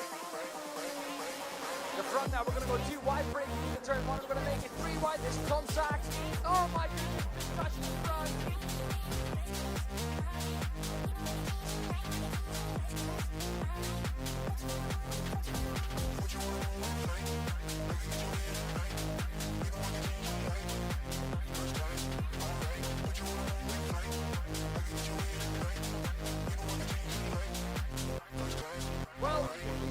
look back, commanding lead in a track where we didn't think it was possible. Andrea Frasinetti wins in the W12 Sprint Series.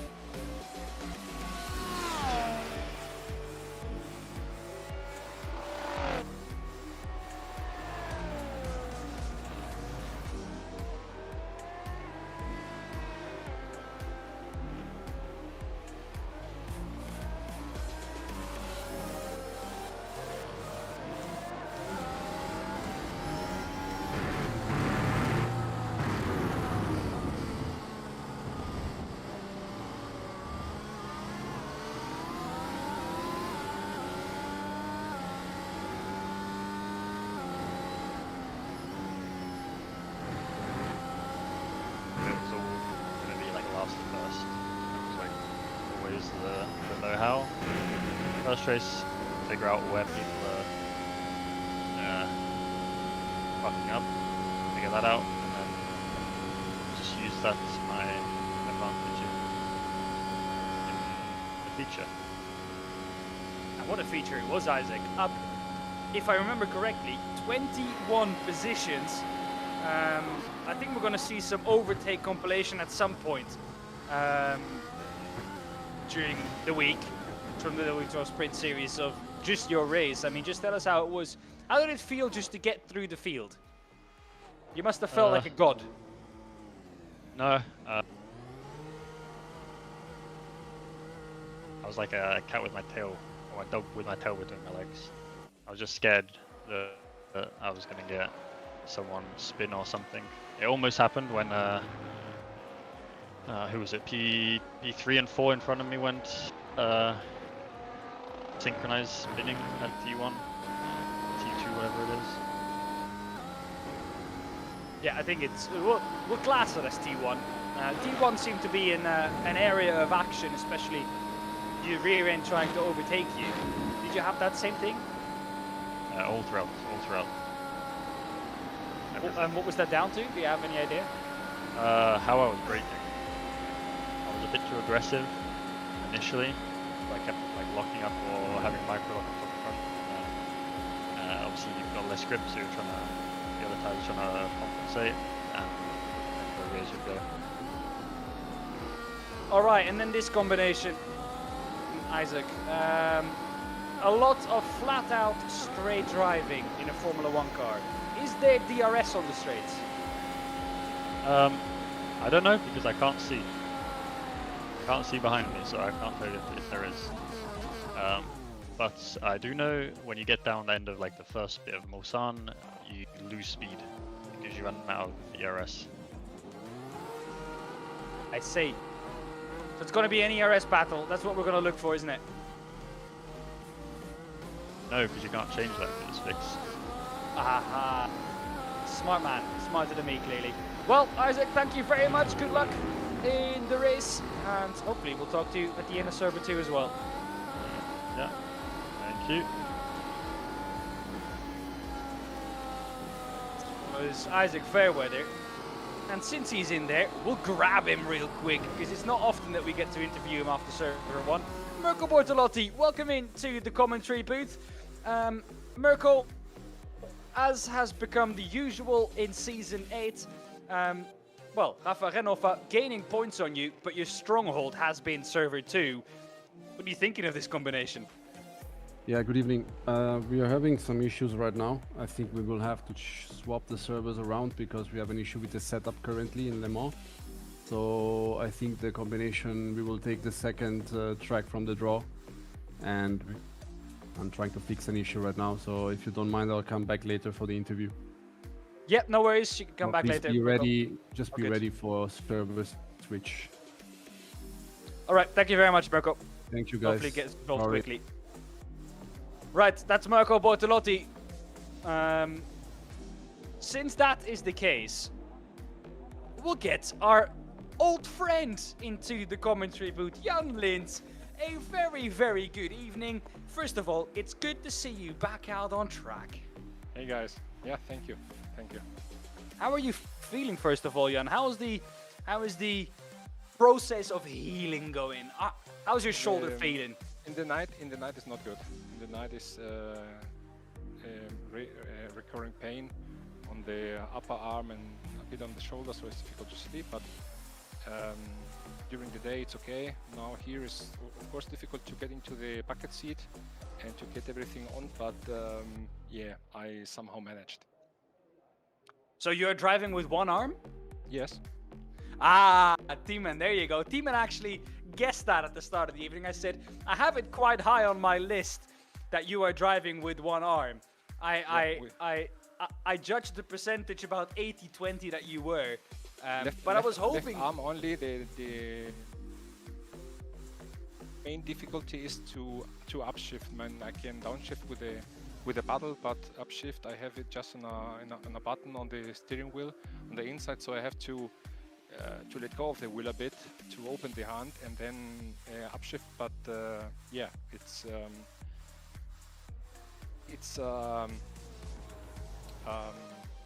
Herausforderung. It's a, I don't find the word for it. Usually I would have the word, since I know German quite a bit, but I've never heard that word, Jan. You know, when you do something new and it's a challenge. Ah, yeah. You have to get used to it. Yeah. Yeah, I see. Well, Yeah, I had it quite high on my list, like I said. I was hoping you could drive with both arms, because that would mean that the healing process is going quite well. No, the healing process is going well. The thing is, I have to carry this, let's say, holder, arm holder for 4 weeks minimum. And I can only take it out for showering and for exercises. But other than that, I have to carry it. So that's the issue. So, but yeah, two more weeks and then it should get rid of it. Okay, and well, Le Mans was the supposed to be track.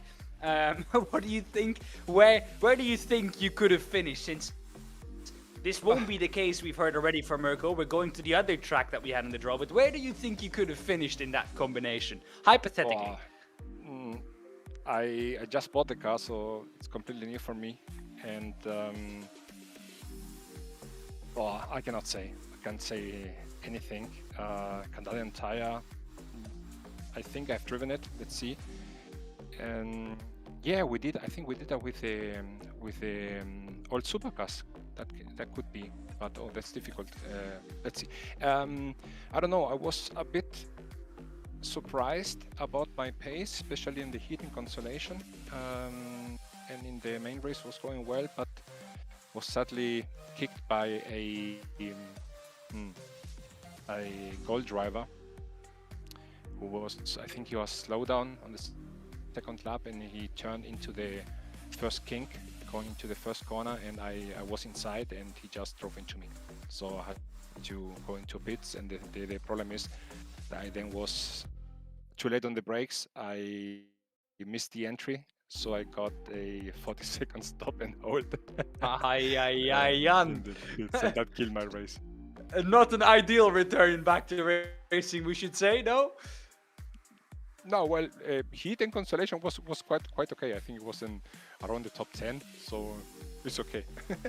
You got off to a good start, but then sadly the feature race didn't go to plan. Yeah, I didn't expect much, especially in the infield or in fight. It's difficult to to make fast corrections and to react Yeah. to everything. So that I lost more time than I would have liked to. But it was just a case of trying to return and see how it goes. Well, Jan, we have to give you, we have to applaud the fact you're even driving with one arm. Keep it up, and we'll be looking after you once again in server number 2. Thank you for the interview, Jan. Thank you for coming in. Copy. Thank you too. Have fun. Bye bye. Bye-bye. Jan Lintz, our, fellow commentator for previous weeks, and now back to driver with one arm.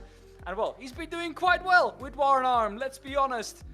But back into the commentary booth, and he's been here so often after server 1. Rafael Renova, welcome back in. This is something that you've been getting used to after server 1, haven't you? Yeah, it's kind of becoming a habit. Well, 4th feature race win in server number 1 in a row. You're the only driver to win a feature race in season 8 in server 1 so far. Are you looking to keep this going? I'll try. As long as combinations keep coming up, which, where I know how to drive the car. No, yeah, it was another good server 1 for me. Felt quite comfortable quite quickly in LMP3. I think it's a really fun car to drive. So, yeah. You got quite a big gap already in the beginning of the feature race, and then it kind of seemed to stagnate. What was that down to you? I don't really know, to be honest. I think I was a bit better at switching the tires on than Mirko was, apparently. So, got quite a big gap in the first couple laps, and then I was also chilling a little bit, just managing the gap, trying to not die in traffic, because there were a lot of flipped cars around all of a sudden. Yeah. Yeah, that was pretty much it. Do you think the practice from week 1, when we had that small track Knockhill with, I think it was then the Indy next, that practice of getting through traffic helped in this race? Yeah, probably. It's quite a different car, but yeah, you have to be quite patient, because of course the people are also fighting for their race and for their positions. So it's better to wait a bit and not risk getting taken out, rather than sending it somewhere where you might risk a lockup or some crazy stuff happening. So yeah, that was a learning for sure. Server 2 has been your Achilles heel for the past 3 weeks. What are you going to look to do different from the past 3 weeks to, this week? Yeah, last week was a bit better, to be fair. I tried to just get some points and not die like I did in the first 2 weeks. Yeah. Yeah, well, the F1 car is quite unpredictable, so I think there's not a lot of a plan I can really make. I'll just try to do my best and not die on throttle, because I think we've already seen in Le Mans that this car in low speed can be a bit tricky. But yeah. Sorry to break in, Rafael. Good evening. I'm just curious, because we are necessarily having to switch servers because of a setup issue with the car at Le Mans. We're going to Canadian Tire Motorsports Park now. What are your thoughts on this combination? Well, it's certainly more interesting to drive than Le Mans, so that's good. Yeah, for sure more interesting to watch as well. Yeah, probably. I think with how many cars are we? 35, something like this. It will be. Like yeah. Yeah, it will be a similar experience to what we had in the first server, I think, in terms of traffic. But yeah. no, Server it's is a live cool now. track. I'm not sure how it is with an F1 car, but yeah, we'll see. Well, I think you're about to find out, Rafael. Yeah. All right. Well, Rafael, good luck in server 2. Yeah, like I said, the previous 3 weeks. Hopefully, we'll see you back after server 2 here as well. I'll do my best. Thank you. Bye. Well then, Rafael Renova for your winner in the server number 1. But we'll quickly go to an intermission once again before we are back with Canadian Tire Motorsports Park and the Formula 1 car.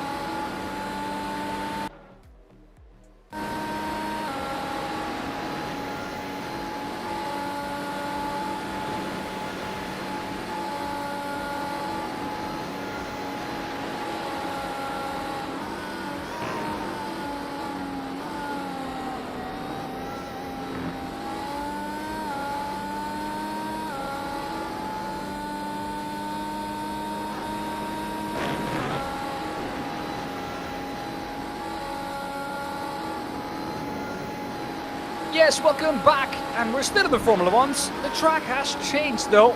We're at Canadian Tire Motorsport Park, previously known as Mosport, back in the day when Formula One raced here as well. And I think in the practice you've seen quite, well, already why Formula One doesn't really race here anymore. The walls are so close to the track, if you do have a crash here, it does 9 out of 10 times result in you ending up in one of the concrete barriers around the track. And that's not what you want. Michiel Haverens, the silver driver, finds himself in P1 in practice. Boy, would I love to see that at the end of qualifying and the main race. Rafael Renhofer finds himself in 5th. Mirko Bortolotti finds himself in 2nd. Once again, it seems to be the case that Mirko Bortolotti is better in server number 2. Now, why do you ask me, is that always the case? Well, there is different classes of cars that you use in server number 2 compared to server number 1. Server number 2 is more of the, you know, the real cars, the cars that almost everyone drives, or the cars that are quick, have downforce, and Mirko just seems to excel in those cars. And Rafael Renhofer just seems to excel in the a little bit slower cars, and where you need to rely on a little bit more of mechanical grip. For some reason, that's where he seems to excel, and that's where Mirko seems to excel. So I have a feeling that might be the case. Might also not be. Who knows? I might be talking absolutely... yeah, okay. I was going to say a bad word there. I won't say it. Anyways, as we look at practice, we look through some of the crashes, and we especially look at this. And that is on power spins. So much power under your right foot. And that's something that these drivers are not particularly used to. Practice then has come to an end. And, well, it's Michiel Haverens who's going to top it. Some drivers are going to look to do a practice start just before the end of practice. This is a car without a rear wing who finds the tire barrier, the tire stack at the entry of pit lane. Very much an old school track, this one. Very, very much an old school track. Especially if you look at the safety features. Concrete walls galore, this one. 1 lap qualifying in this car. And, well, with the lap times that we have here, I'm expecting qualifying to be done quite quickly here. 7 minutes of qualifying only. As for some reason, on my timing screen, I have some drivers on the wet tire. Am I turning crazy? Isaac Fairweather, for me, is on wet tires. I don't know if we can go on board with him.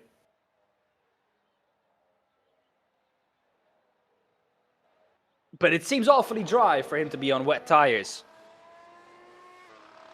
He's not on wet tires. He's on the mediums, yes. A mandatory compound change. And everybody, I think, is going to start on the medium tire. Because you can't change it. Trying to get this tire into an operating window before he starts his qualifying lap. For a moment there, I thought he was actually on the wets, but no. As a Fairweather, very much on the medium tire, the medium sidewall, the yellow sidewall tire. Michiel Haverens. Yeah, why not? Let's have a lap on board with him. Our fastest driver in practice. Can he replicate it in qualifying? He's on the soft, so he clearly can change it. Oh yeah, there you go. It's a qualifying ban for Isaac Fairweather. That's why he's on the mediums. He will have to off-track every lap. This seems neat and tidy though. Down the hill we go. Up the hill. Braking nice and early, not going too wide. Is that an off-track? That is for sure. Also control, and Michiel Haverens is going to start from the back of the field. Anton Abe, this is the corner where plenty of drivers seem to be struggling. Getting the power down nice and early is crucial there, since you carry all of that speed down the straight. Who's going to find himself with the fastest lap time at the end of qualifying? Callum Luck sets the benchmark, 57 flat. That's what drivers need to be. First one across the line. Anton Abe, we're on board with him. Benedict hits to a 56.5. Anton Abe to a 57.1. Rafael Renhofer 56.6. Langeveld 56.7. Where, oh where is Mirko Bortolotti? Here he is. Coming through the final corner now. Nice and quickly for Mirko. Across the line. And into pole. 56.532. That's ahead of a Benedict Hitz who set that pole just moments earlier. Patrick Donald not the perfect last corner. With that, yeah.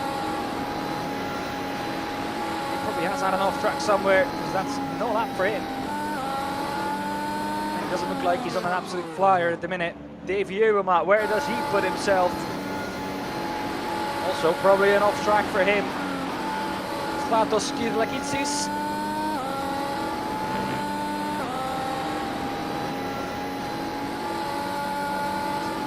He's also had his flyer, and he's also had an off track. I am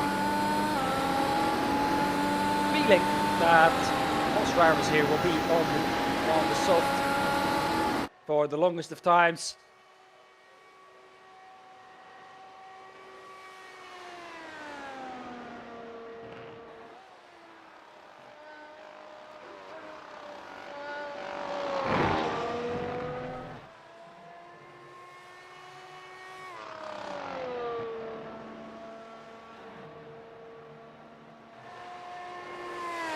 As Stratos goes to P3, I was looking on my timing screen, so he didn't do his flying lap then.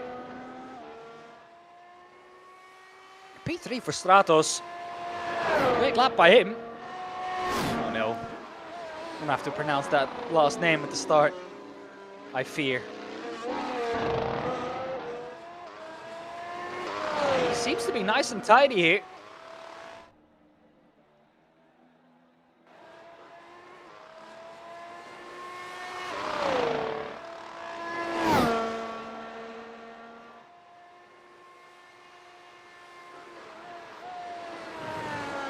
Isaac Fairweather, still on the medium, yeah. He will be practicing as much as he can.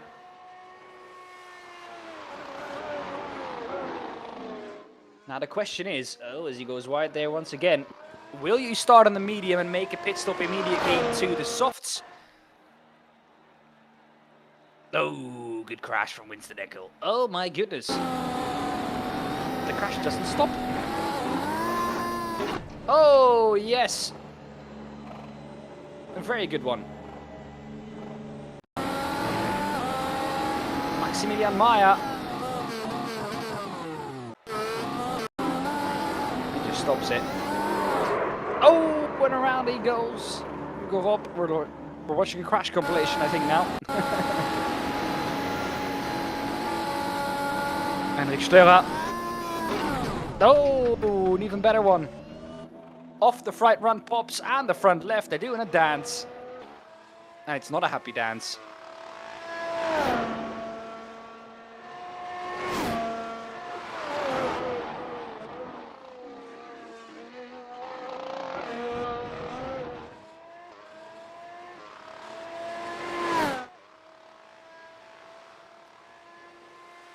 Yeah, Isaac Fairweather, the only driver still out on track, the only driver using this as practice. And rightfully so. I love the sound of this car though.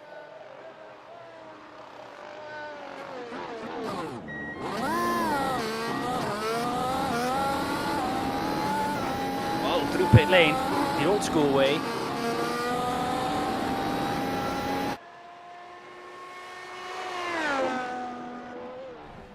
Oh, I'm doing it the Isaac Fairweather way at the end.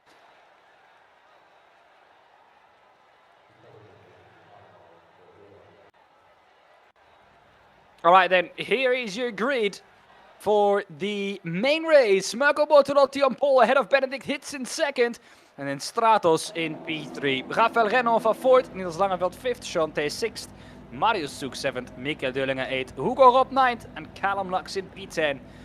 Bernard Geberger, P11, P12 for Anton Abe. Hugo Sasse, P13, Lucas Baza, P14, P15 for Ben Buhnagel, Martin Stadtmann, 16th, Morenke Hurtanovsky in P17, 18 for Christian Ablesa, 19 for Jan Lins, and René Reusler in P20. I'm interested to see how Jan Lins is going to do with an extremely quick car with not that extremely quick arm movement at the moment.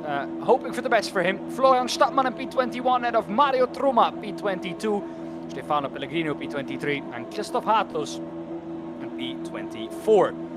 Isaac Fairweather, P25, Maximilian Meyer, P26, Hendrik Steurer, 27th, Leon Blum, 28th, Winston Eckel, 29th. 30th is Timo Pitts, Michiel Haverens, 31st, Patrick Dangel, P32, and Davy Irma, P33. With that qualifying ban, Isaac Fairweather still leaves 8 drivers behind him.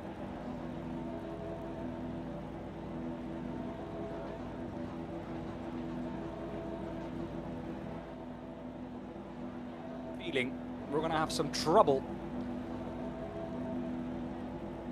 figuring out who is who with all of these liveries being so extremely similar. All right then, here we go. 33 W13s will be hurtling down to turn 1 in 5 lights time. It's lights out and away we go. Good start from Mirko Bortolotti. Benedict Hintz slams it around the outside of Mirko. That'll give him the inside for the left-hander. It looks like a couple of drivers already on power went round. Mirko Bortolotti's off the track. Mirko Bortolotti's gone off in turn 2. He's down to P9. And he has to come back from this. Benedict Hintz is leading the way. Rafael Renhofer is up at the second. A mistake from Mirko Bortolotti is not something that you usually see. But we saw it this time round, and if you are going to see it in any car, well, this might have been the one. At speed, extremely difficult to catch. And on the full tires, not ideal at all. Here's Isaac Fairweather. He had to start around the corner. That's how far back he had to start. Isaac Fairweather, look at that. Oh my goodness. It's a pile up ahead. Drivers just not getting off the grid. And if that is an anti-stall, well, I can tell you, you are in trouble. Drivers were told before the start, you had to put your auto clutch on anti-stall clutch so that you couldn't stall under any circumstances. If you have stalled, well, it's going to be an automatic slam dunk qualifying ban for next week. Winston Eckel just nowhere to go, does get through by just being patient, and there are some people that can learn from that. Oh, Martin Stadtmann had nowhere to go though. Oh, there's Isaac Fairweather, one of the drivers who could learn something from Winston Eckel's approach. Ben Buhnagel seems to take it quite easy as well.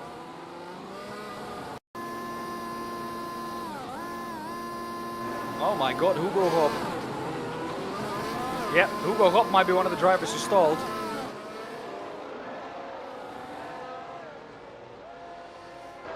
What is happening to Hugo Rob?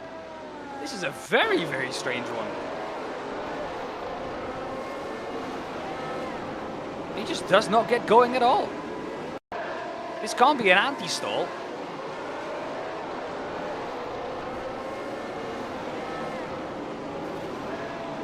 It can't be an anti-stall because the engine is clearly revving and he's rolling. Well, absolutely strange that one, but Rafael Renhofer is in the lead of the main race. He could well take the lead after today, but Mirko Bortolotti will have something to say about it. He's in 4th at the moment, just 3.5 seconds back on Rafael Renhofer. But with plenty of traffic ahead. Anton Abe is the first of that traffic. He has to watch out at these speeds. It's extremely easy to get caught out. And with the amount of traffic up ahead, that might well be what's going to happen. Nope. René Reusler, here he is. What happened to him? Oh, off the curb. Yep, off the curb. At these speeds, you see, this track is so unforgiving. Look at the traffic ahead of Marco Bortolotti. Niels Langeveld has also gotten past. He said, well, send it. Rafael Rennhofer is checking out, and once again, traffic is coming into play for him. Does Marco Bortolotti have damage? Marco Bortolotti might have damage. Oh, there was almost contact there. Niels Langeveld, though, overtakes, I think, a handful of cars there. And that puts him up to the podium. Marco Bortolotti's car looked fine, but he's into the pits. He wants to get out of that as soon as he can. Well, he has to go on to the medium. He started on the soft. And I don't think he foresaw anything that was going to happen to him in this race. So therefore, he has to do the longest stint on the slower tires, and that is never going to be nice. One nice thing for him is, though, that he's out of traffic. He now has cleared, or clear ahead of him to push into. Hopefully, that's the idea at least. Marco Bortolotti down in P11 behind Michiel Haverens, who eyed so quick. Michiel Haverens, one of the drivers who has already made a pit stop.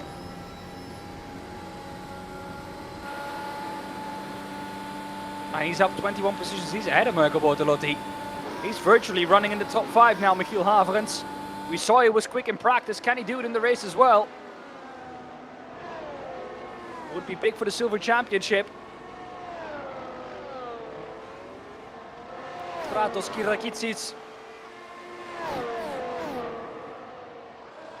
He finds himself in second. But second, 9 seconds away from P1 Rafael Rennhofer in just 5.5 minutes of racing. Absolutely unheard of.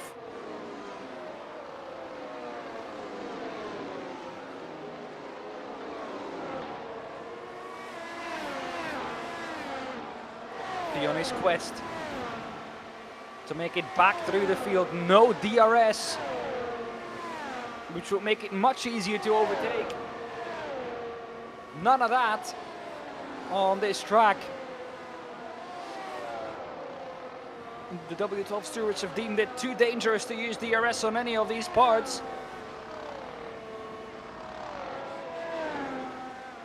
But that is allowing Rafael Rennhofer to have the time of his life at the front. Niels Langeveld is off. Niels Langeveld has had a moment.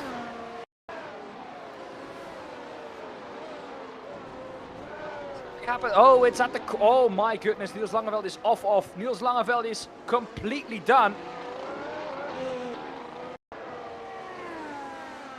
And that's going to allow Marco Bortolotti to grab another few positions. Mario Truma was the driver involved in it, but had really nothing to do with it. At his own moment, and sadly got collected. Davy Uema having the same moment. This is the corner where you're going to see a lot of drivers being caught out like this.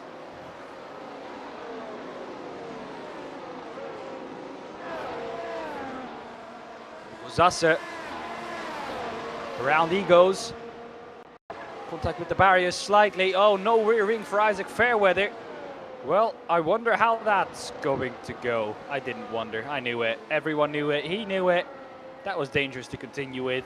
And he's seen his fate. One of the better liveries out there. Christian Ablasa. Oh, up the inside, I was going to say. That was a great overtake, but it didn't end there, sadly. Back to live pictures as Stratos Kyrakitsis has taken the lead. Has Rafael Rennhofer pitted? Rafael Rennhofer has pitted. I thought for a second Rafael Rennhofer also made a mistake. Rafael Rennhofer is 12 seconds back. And he's 6 seconds ahead of Callum Lux, who's also made a pit stop. Michiel Haverens, who's also made a pit stop, is already up into P5. That'll become maybe, depending, P4 if he passes Stratos Kyrakitsis.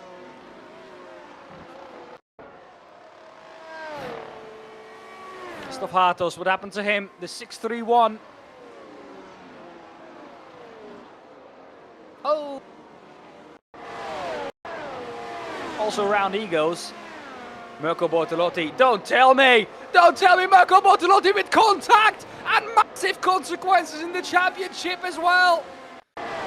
With potentially Rafa Renov about to win this race! Oh my goodness, Mirko Bortolotti putting his nose up the inside there! Timo Pits! Mirko Bortolotti, let's look on board with him.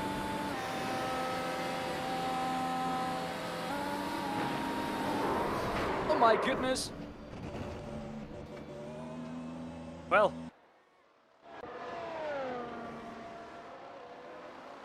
I would say there was insufficient overlap there to put your nose up the inside. But the stewards will probably have their say about that as well.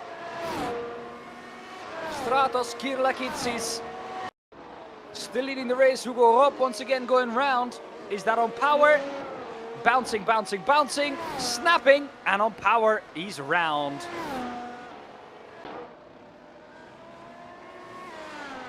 Yeah, Stratos staying out as long as he can on that soft tire. It's giving him what he needs. Because he might be losing to Rafa Renova, but he's for sure not losing to Callum Lux.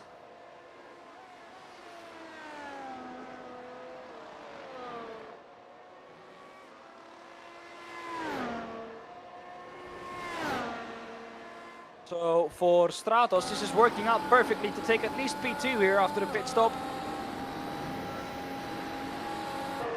Winston Eckel is also up to P8, up 21 positions. Michiel Haverens up 26, don't forget that. Benedict hits off the track he goes, he's already down 8, could become worse for him. Christian Ablas has had an off track and is reset back to pit lane. What's happened to him? Here we go. Oh, this is when it happened already.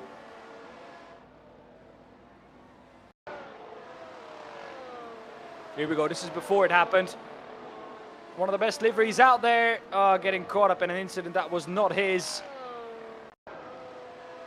With a car that already had no rear wing. Just get out of the way, Hugo Rob. What are you doing, my son? Just get out of the way for him. You have no rear wing. What are you doing? Stratos a little bit wide there of the apex, but it'll do. It will do.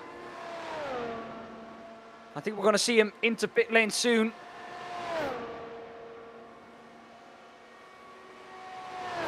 If we look at what you lose with a pit stop, it's about 20 seconds in pit lane. No, it's about 25 seconds in pit lane. Oh, it's going to be close. I think top 3 is doable here for Callum or for Stratos. At the moment, I predicted to come out between Callum Lux and Marius Zug. If he can stay out for a bit longer,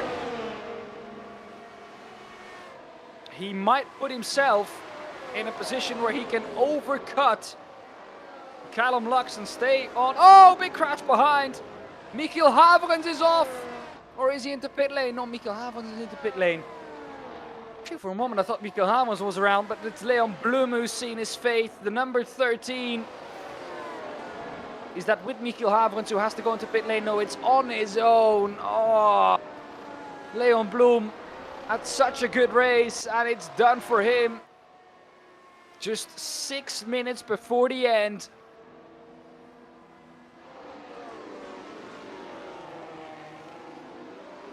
Half the field is in the pits. Half the field is in the pits, proving to you that this is not an easy car to drive.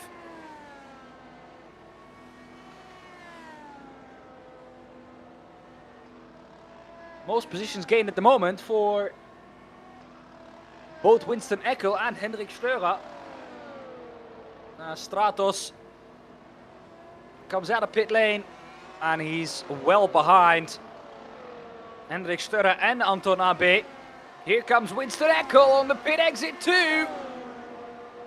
He's in his toe. He has warmer tires and he has the softer compounded tires as well.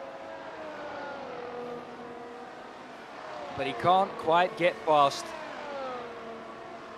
Stratos should now have the benefit of the fresher medium tires. But can he use it? I had him coming out between Lux and Störer. Well, it seems like I've severely miscalculated there. Deviewama. Another one who finds himself spinning around on throttle.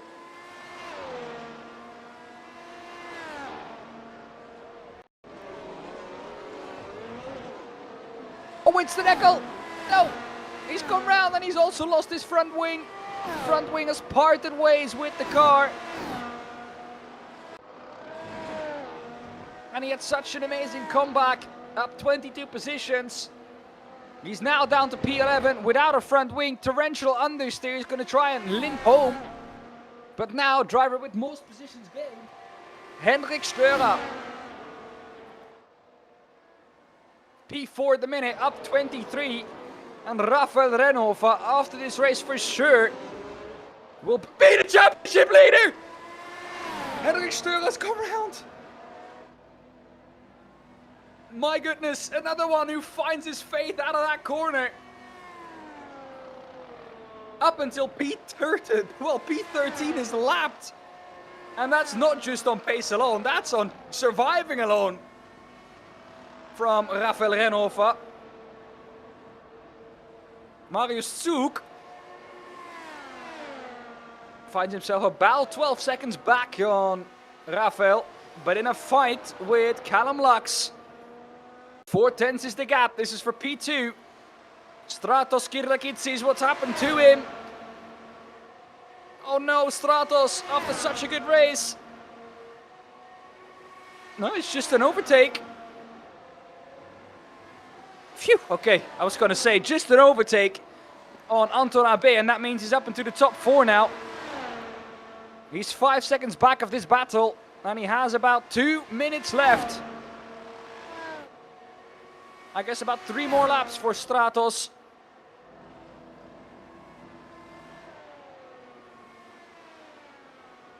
So many drivers into pit lane after taking their fast repair quite early on in this race. And one of those drivers is Mirko Bortolotti. He's down in P23 and still in the pits. Oh, Benedict hits into the wall together with Lucas Baza. And I have a feeling that was all on Benedict hits. Oh my goodness. Are we even going to have a top 10 finishing this race? Here we go. Yep. I'm afraid that that is all on you, my friend. Has a look, then slots back in. And then just gets caught out.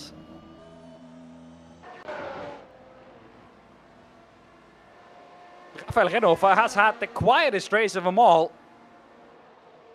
But finally, it seems like he's going to put an end to that curse of server number 2. And what a way to do it when your championship rival is down in P23 and out of the race.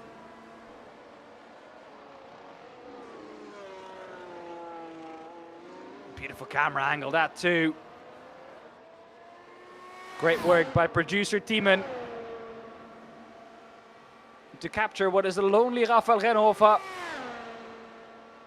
I don't think this is the last lap of the race quite yet. He might have another one to go.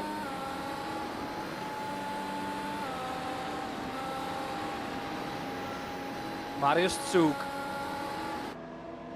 He is trailing Rafael Renhofer. Yep, final lap. White flag is out for Rafael Renhofer.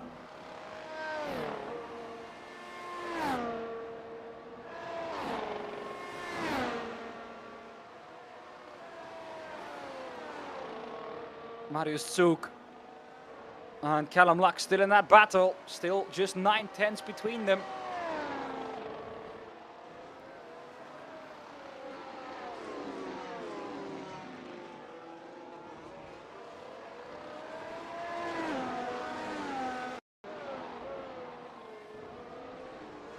Niels Langeveld, what's happened to him? He's just gone wide.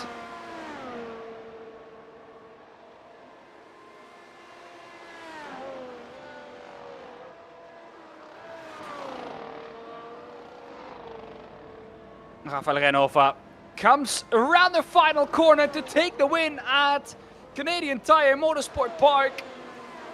And with that, take the lead in the championship too. Marius Su comes around the final corner to take second place in front of Callum Lux. And Stratos Kidlakitsis finds himself in fourth and has made that massive climb back up to those two in front of him. But in the end, I think the race just 2 or 3 laps too short for him. Niels Langeveld finishes P6. And Maximilian Maya finishes P7 ahead of Michiel Haverens in 8, who finishes first in the silvers. And Jan Lintz in P9 finishes second in the silvers. And crazy enough, he's the last one who's not a lap down. What a main race of racing that was. Phew. Rafael Renova wins the race ahead of Marius Soek in second and Callum Lux in P3. Stratos Kirlagitsis in P4, Anton Abe in 5th, Niels Langeveld in 6th, Maximilian Maya 7th, Michiel Haverens in 8th, Jan Lintz in 9th and Winston Eckel in P10. Patrick Dangel P11, Leon Bloem in P12, Stefano Pellegrino P13, Maarten Stadman P14, Christoph Hatos in 15th, Hendrik Steura 16th, Lucas Baza 17th. And then we already get to the drivers who did not see the checkered flag. Marin Kurdanovsky, Hugo Zasse, Benedict Hitz. And there's more. You just wait. There's more. Dave Jeuma, Christian Ablasa, Mirko Bortolotti, the biggest of them all, Hugo Rob, Michael Döllinger, Bernhard Geberger, Timo Pitts, Florian Stadman, Mario Trummer, René Reusler, Chanter, Isaac Fairweather, Ben Buhnagel. All drivers not seeing the checkered flag. This whole second page is almost all drivers that didn't get to see the black and white checkered.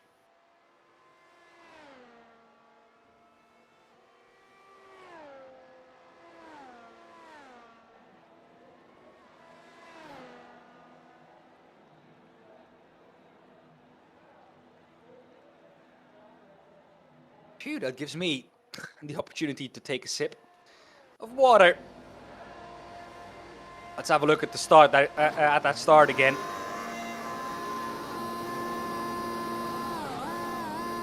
Yeah, he's just not going anywhere. He's still not going anywhere. Hugo Rob. He is still not going anywhere. The engine is fired up for sure on anti-stall.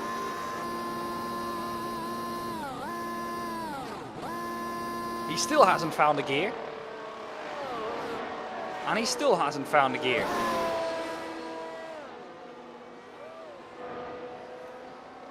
There might be something entirely wrong with his clutch there.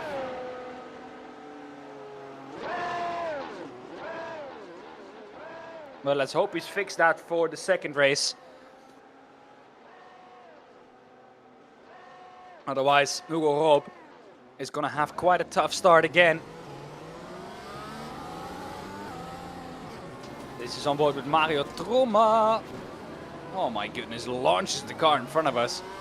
Who then does a perfect 360 and can continue. But it leaves Mario Trummer without a front wing. Isaac Fairweather, yeah Isaac, I mean, you are meeting your fate, my friend. This is not very smart from you. Yeah, Winston Eckel did it best at the start, I think. Aha. Isaac Fairweather doing what Isaac Fairweather does best.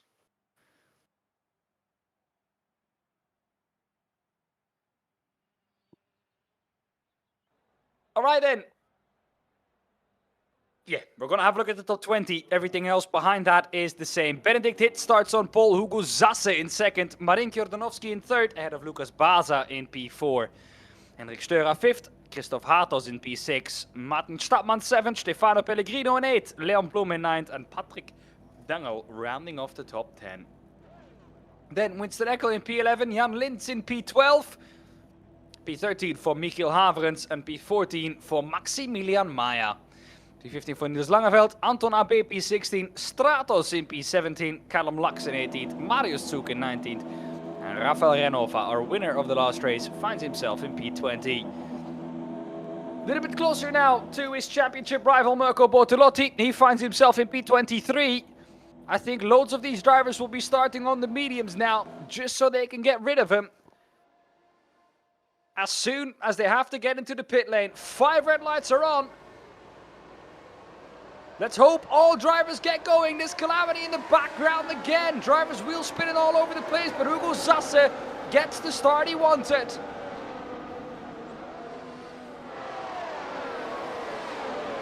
Jan Lins slams it around the outside as well. Come on, Jan. We're cheering you on here. Oh, no. Has Jan's car just decided to discombobulate? No, it's not. He has actually gained a position with that. But one car over the garage just decided, okay, I'll leave my rear wing here then. That was Winston Hickel's car. Okay, then. Hugo Zasse, throughout all of that, keeps the lead of the race. And, well, it feels like this is the best position to be in. As long as you don't make a mistake yourself, you're kind of not vulnerable for anything happening behind. Marijn Gordanovsky will try and get as close to Hugo Zasse as he can. For these drivers at the front, starting on the soft is the better idea. Further back, loads of drivers will be on mediums. Can Mirko Bortolotti gain back points that he lost?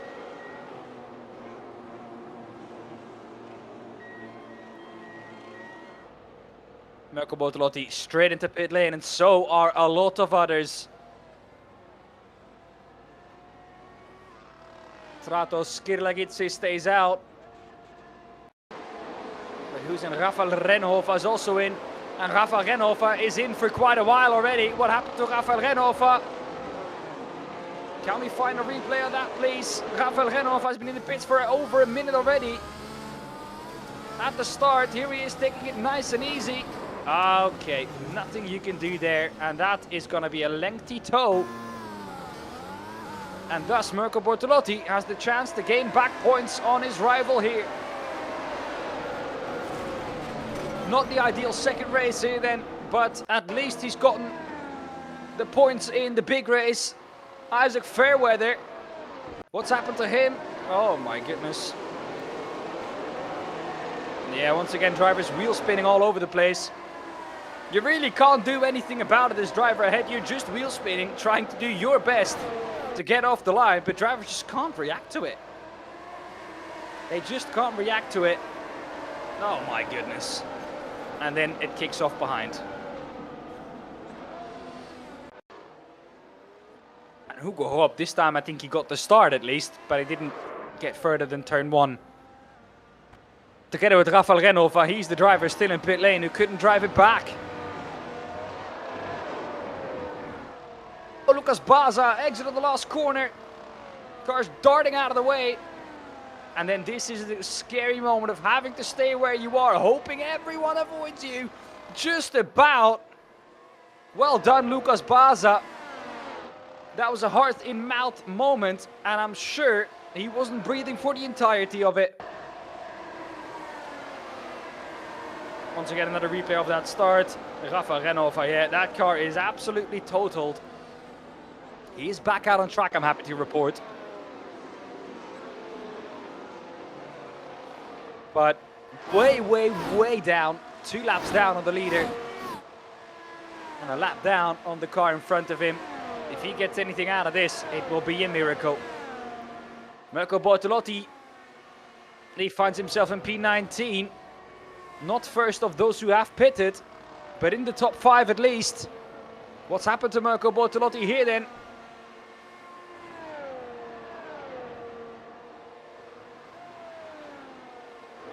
He seems to be all fine. Luckily for him this time round. Henrik Steurer finds himself in P3. Hugo Zasse is running away with this once again at the front. I wanted to say, but then I realized Marijn Jordanovsky is within a tenth or within a second of him. 4 tenths is the gap. Oh, Ben Puhnagel. It's a different one. We haven't seen drivers spin off to the inside there yet. Check that one off your bingo card. Here he is then, Marinko Jordanovski behind Hugo Zasse. He's feeling the effect of the dirty air.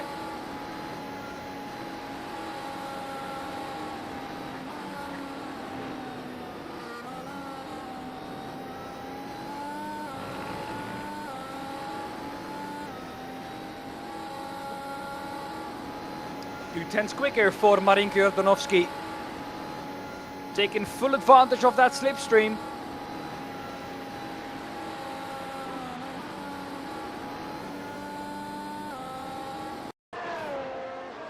We go to another replay. Jan Lins. Oh no, Jan. Ooh, I hope he kept his hands off the steering wheel there.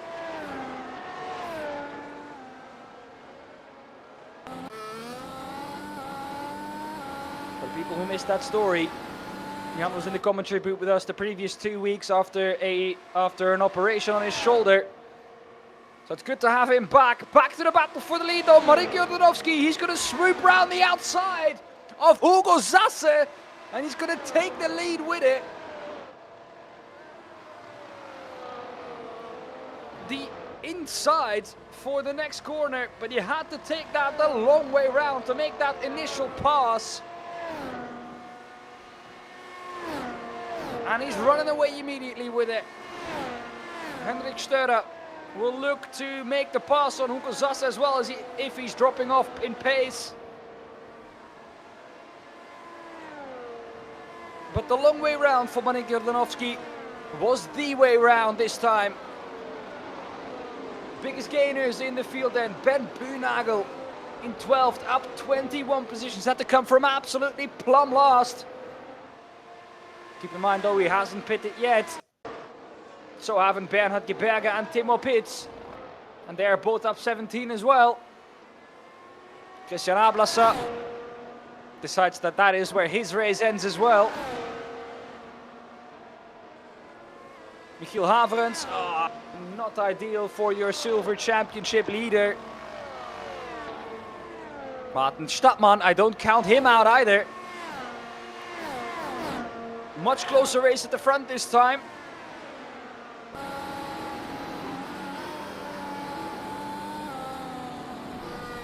Back from Hendrik Skar.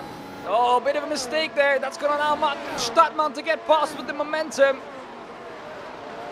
Down into P4 goes Hendrik Störe.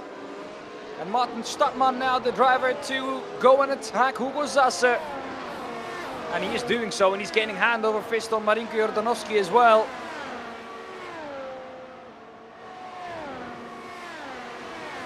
Maarten Stadtmann could well be the driver who gets the lead here and then drives away with it. Michael Dürlinger. Okay. The track went right, Michael Dürlinger went straight. Oh, this is what happened before it though. Good hit. And has probably lost quite a bit of rear downforce. The splitter, or the diffuser, excuse me, probably damaged. And the rear wing. Niels Langeveld, bonk, bounce, bounce, bounce, and into the wall. Probably also has some damage to his rear wing. Loads of drivers into the pit lane now. Maarten Stadtmann has continued. Isaac Fairweather decided that that was where his race was going to end. Frustrating evening for him. Oh, Marinko Jordanovski, your leader in the race. Backwards down pit lane. And then on the pit exit again. No, it was on pit exit, but he had a good pit entry. And then on pit exit, he decided that that was enough. I've got 3 wheels on my wagon, and he's still rolling backwards. Oh my goodness, Marinko Jordanovski, what have you done to yourself? Oh, and he's off again. Probably sustained damage from it too. Oh, Marinko. What a tough way for that to end.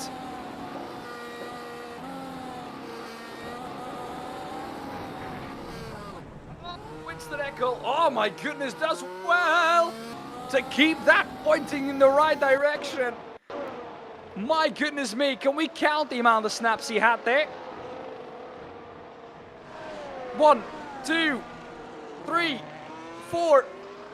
Oh my goodness, what a... Well, there you go then. What a save from Winston Eckel. Car control to the max. Martin Stadtmann after his pit stop. No, not after his pit stop. After having taken the lead. Has it by about a second over Hendrik Störer.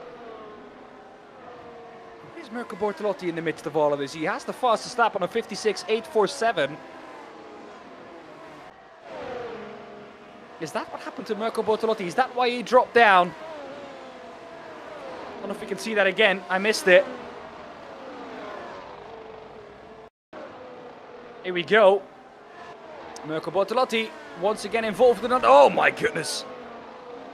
Woo! Mirko Bortolotti. Well, that's the reactions of a champion.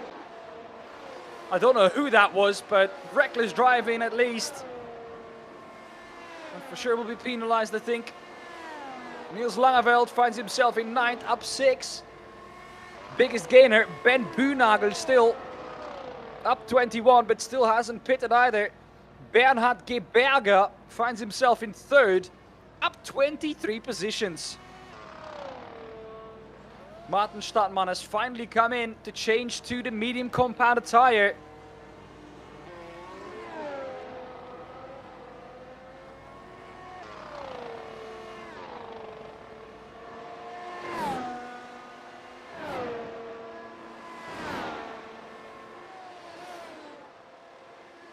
Geberger finds himself in P2 now. Could well take back some good points in the championship here with his championship rival.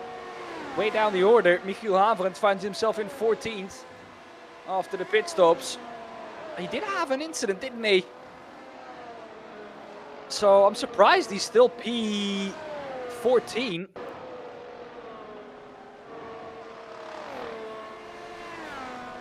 As this is, yeah, once again, another look at that Mirko Bortolotti incident.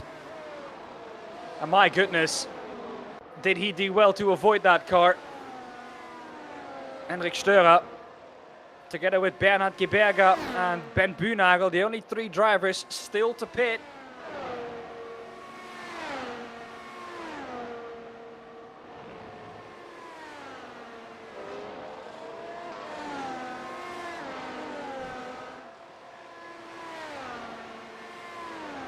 Feeling that might well be this lap where they come in. They can stay out as long as they want on the soft tires. And if you can, you want to be staying out as long as you can, just to have that advantage. I'd be staying out to about 14-15 minutes here if I was Hendrik Störer. It looks like he's going to do about the same. Just so you can also enjoy the peak of that medium tire once you do get it at the tempo after the first lap.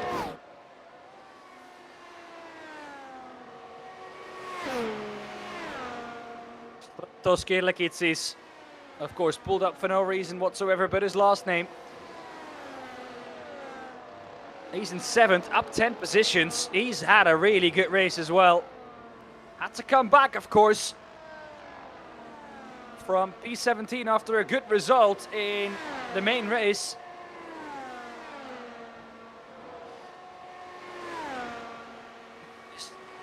First great race, he's done incredible to come back to P7. And could yet be more. Hendrik Störer. Here he is, coming into pit lane. Doing about what I said he was going to do. No, Hendrik Störer, he's done the same thing. Hendrik Störer spins it on the pit entry where we had... Oh my goodness. Well, where we had Marike Jordanovski on the exit spinning it round, we had Hendrik Störer, the other leader in the race, who inherited the lead at the time. He has an incident at the entry of pit lane. Oh my goodness, and it just swaps around on him. And I hope for him that's not a black flag for an unsafe pit entry either. No, it's not, luckily. But it did lose him loads and loads of time.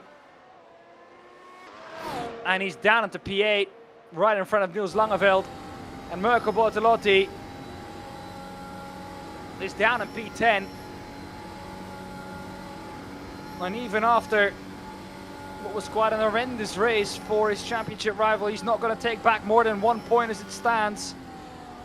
Bernhard Geberger might change that soon, because he still has to pit, but he stays out to about that 15-minute mark. I expect him to come in this time round. Martin Stadtmann 5.9 seconds back. He will for sure inherit that lead. Where is Bernhard Geberger going to come out in relation to Michiel Haverens?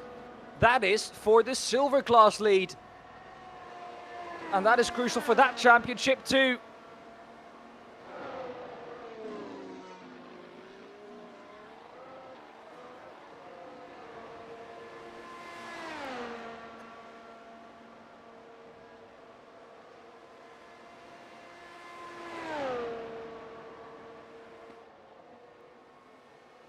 Bernhard Geberger.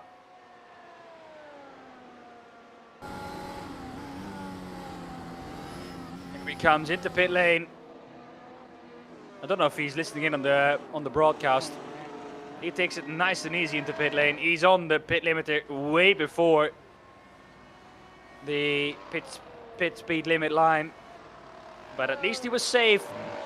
Hugo Zasse finds himself in P2. Here's Bernhard Geberger.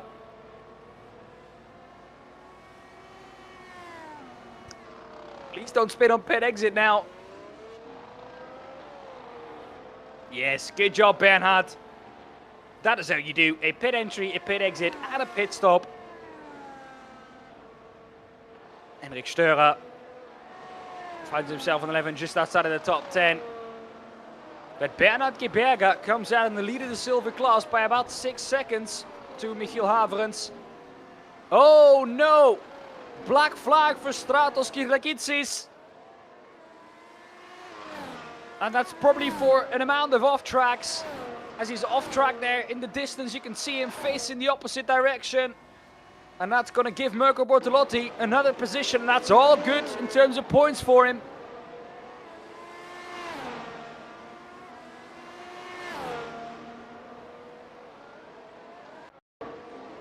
Mirko Bortolotti once again had to avoid a car there. It's not been the easiest second serve for Mirko Bortolotti, let's be honest. Oh, he's following the car ahead of him. How nicely. Patrick Dangel.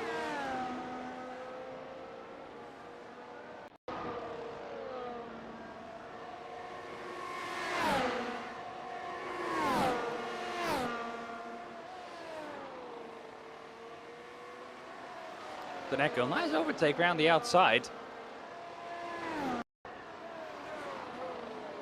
He finds himself in P6. Much better second race than he had in all of the other races previous to this. Oh, Hugo Zasse, big hit.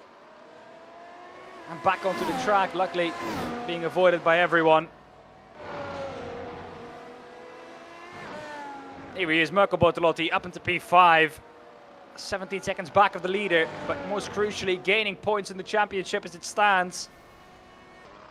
Gaining back some crucial ground lost in the first race of this server. But overall, Mirko Bortolotti will come out with a net loss in the championship in terms of points after this week.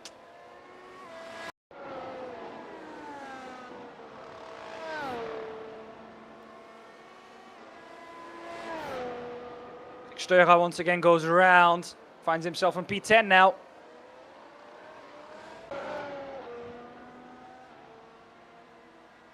So we have just over a minute left. 2 more laps for Martin Stadtmann.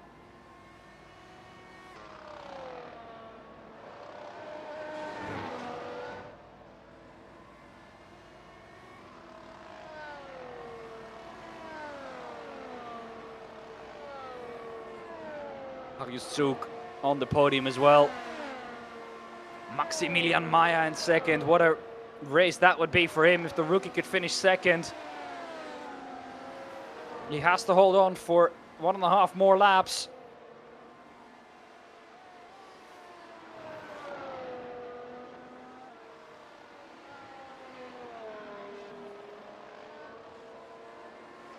This is the not so battle for P5 and 6. 4 seconds between those two. Marco Bortolotti in turn 6 seconds back on Leon Blum. Kind of in no man's land. Just has to see out this race and hope something happens in front of him. And then he can pick up the pieces. Martin Stadtmann has gotten the white flag. Callum Lux has gotten a black flag on the last lap, on the second to last lap of the race. What's happened to Callum Lux? Here we go. Oh, just goes wide. Can't really explain that one. That's usually an easy flat out corner in this car. Maybe a lapse of concentration. And then together with that is going to result in a black flag and a breach of incident points. Maximum incident points in that. It's going to put into the pit lane. Jan Lins finds himself in P13. Keep that in mind. He's driving with one arm in these cars. First though, it's time for Martin Stadtmann to have his day in the sun. Martin Stadtmann is going to win. Oh my goodness, I thought he was going to loop it in the last corner. But he's going to win the reverse grid race at Canadian Tire Motorsport Park in the W13. Marius Strouk finishes third.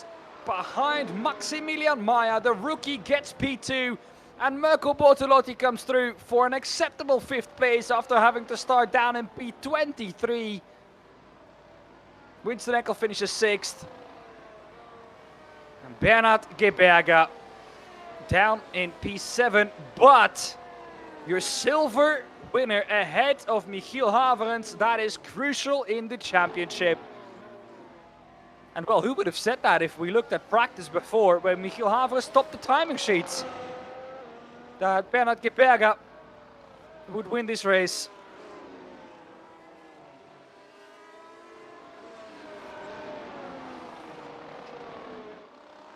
Well then, after a long W12 Sprint Series night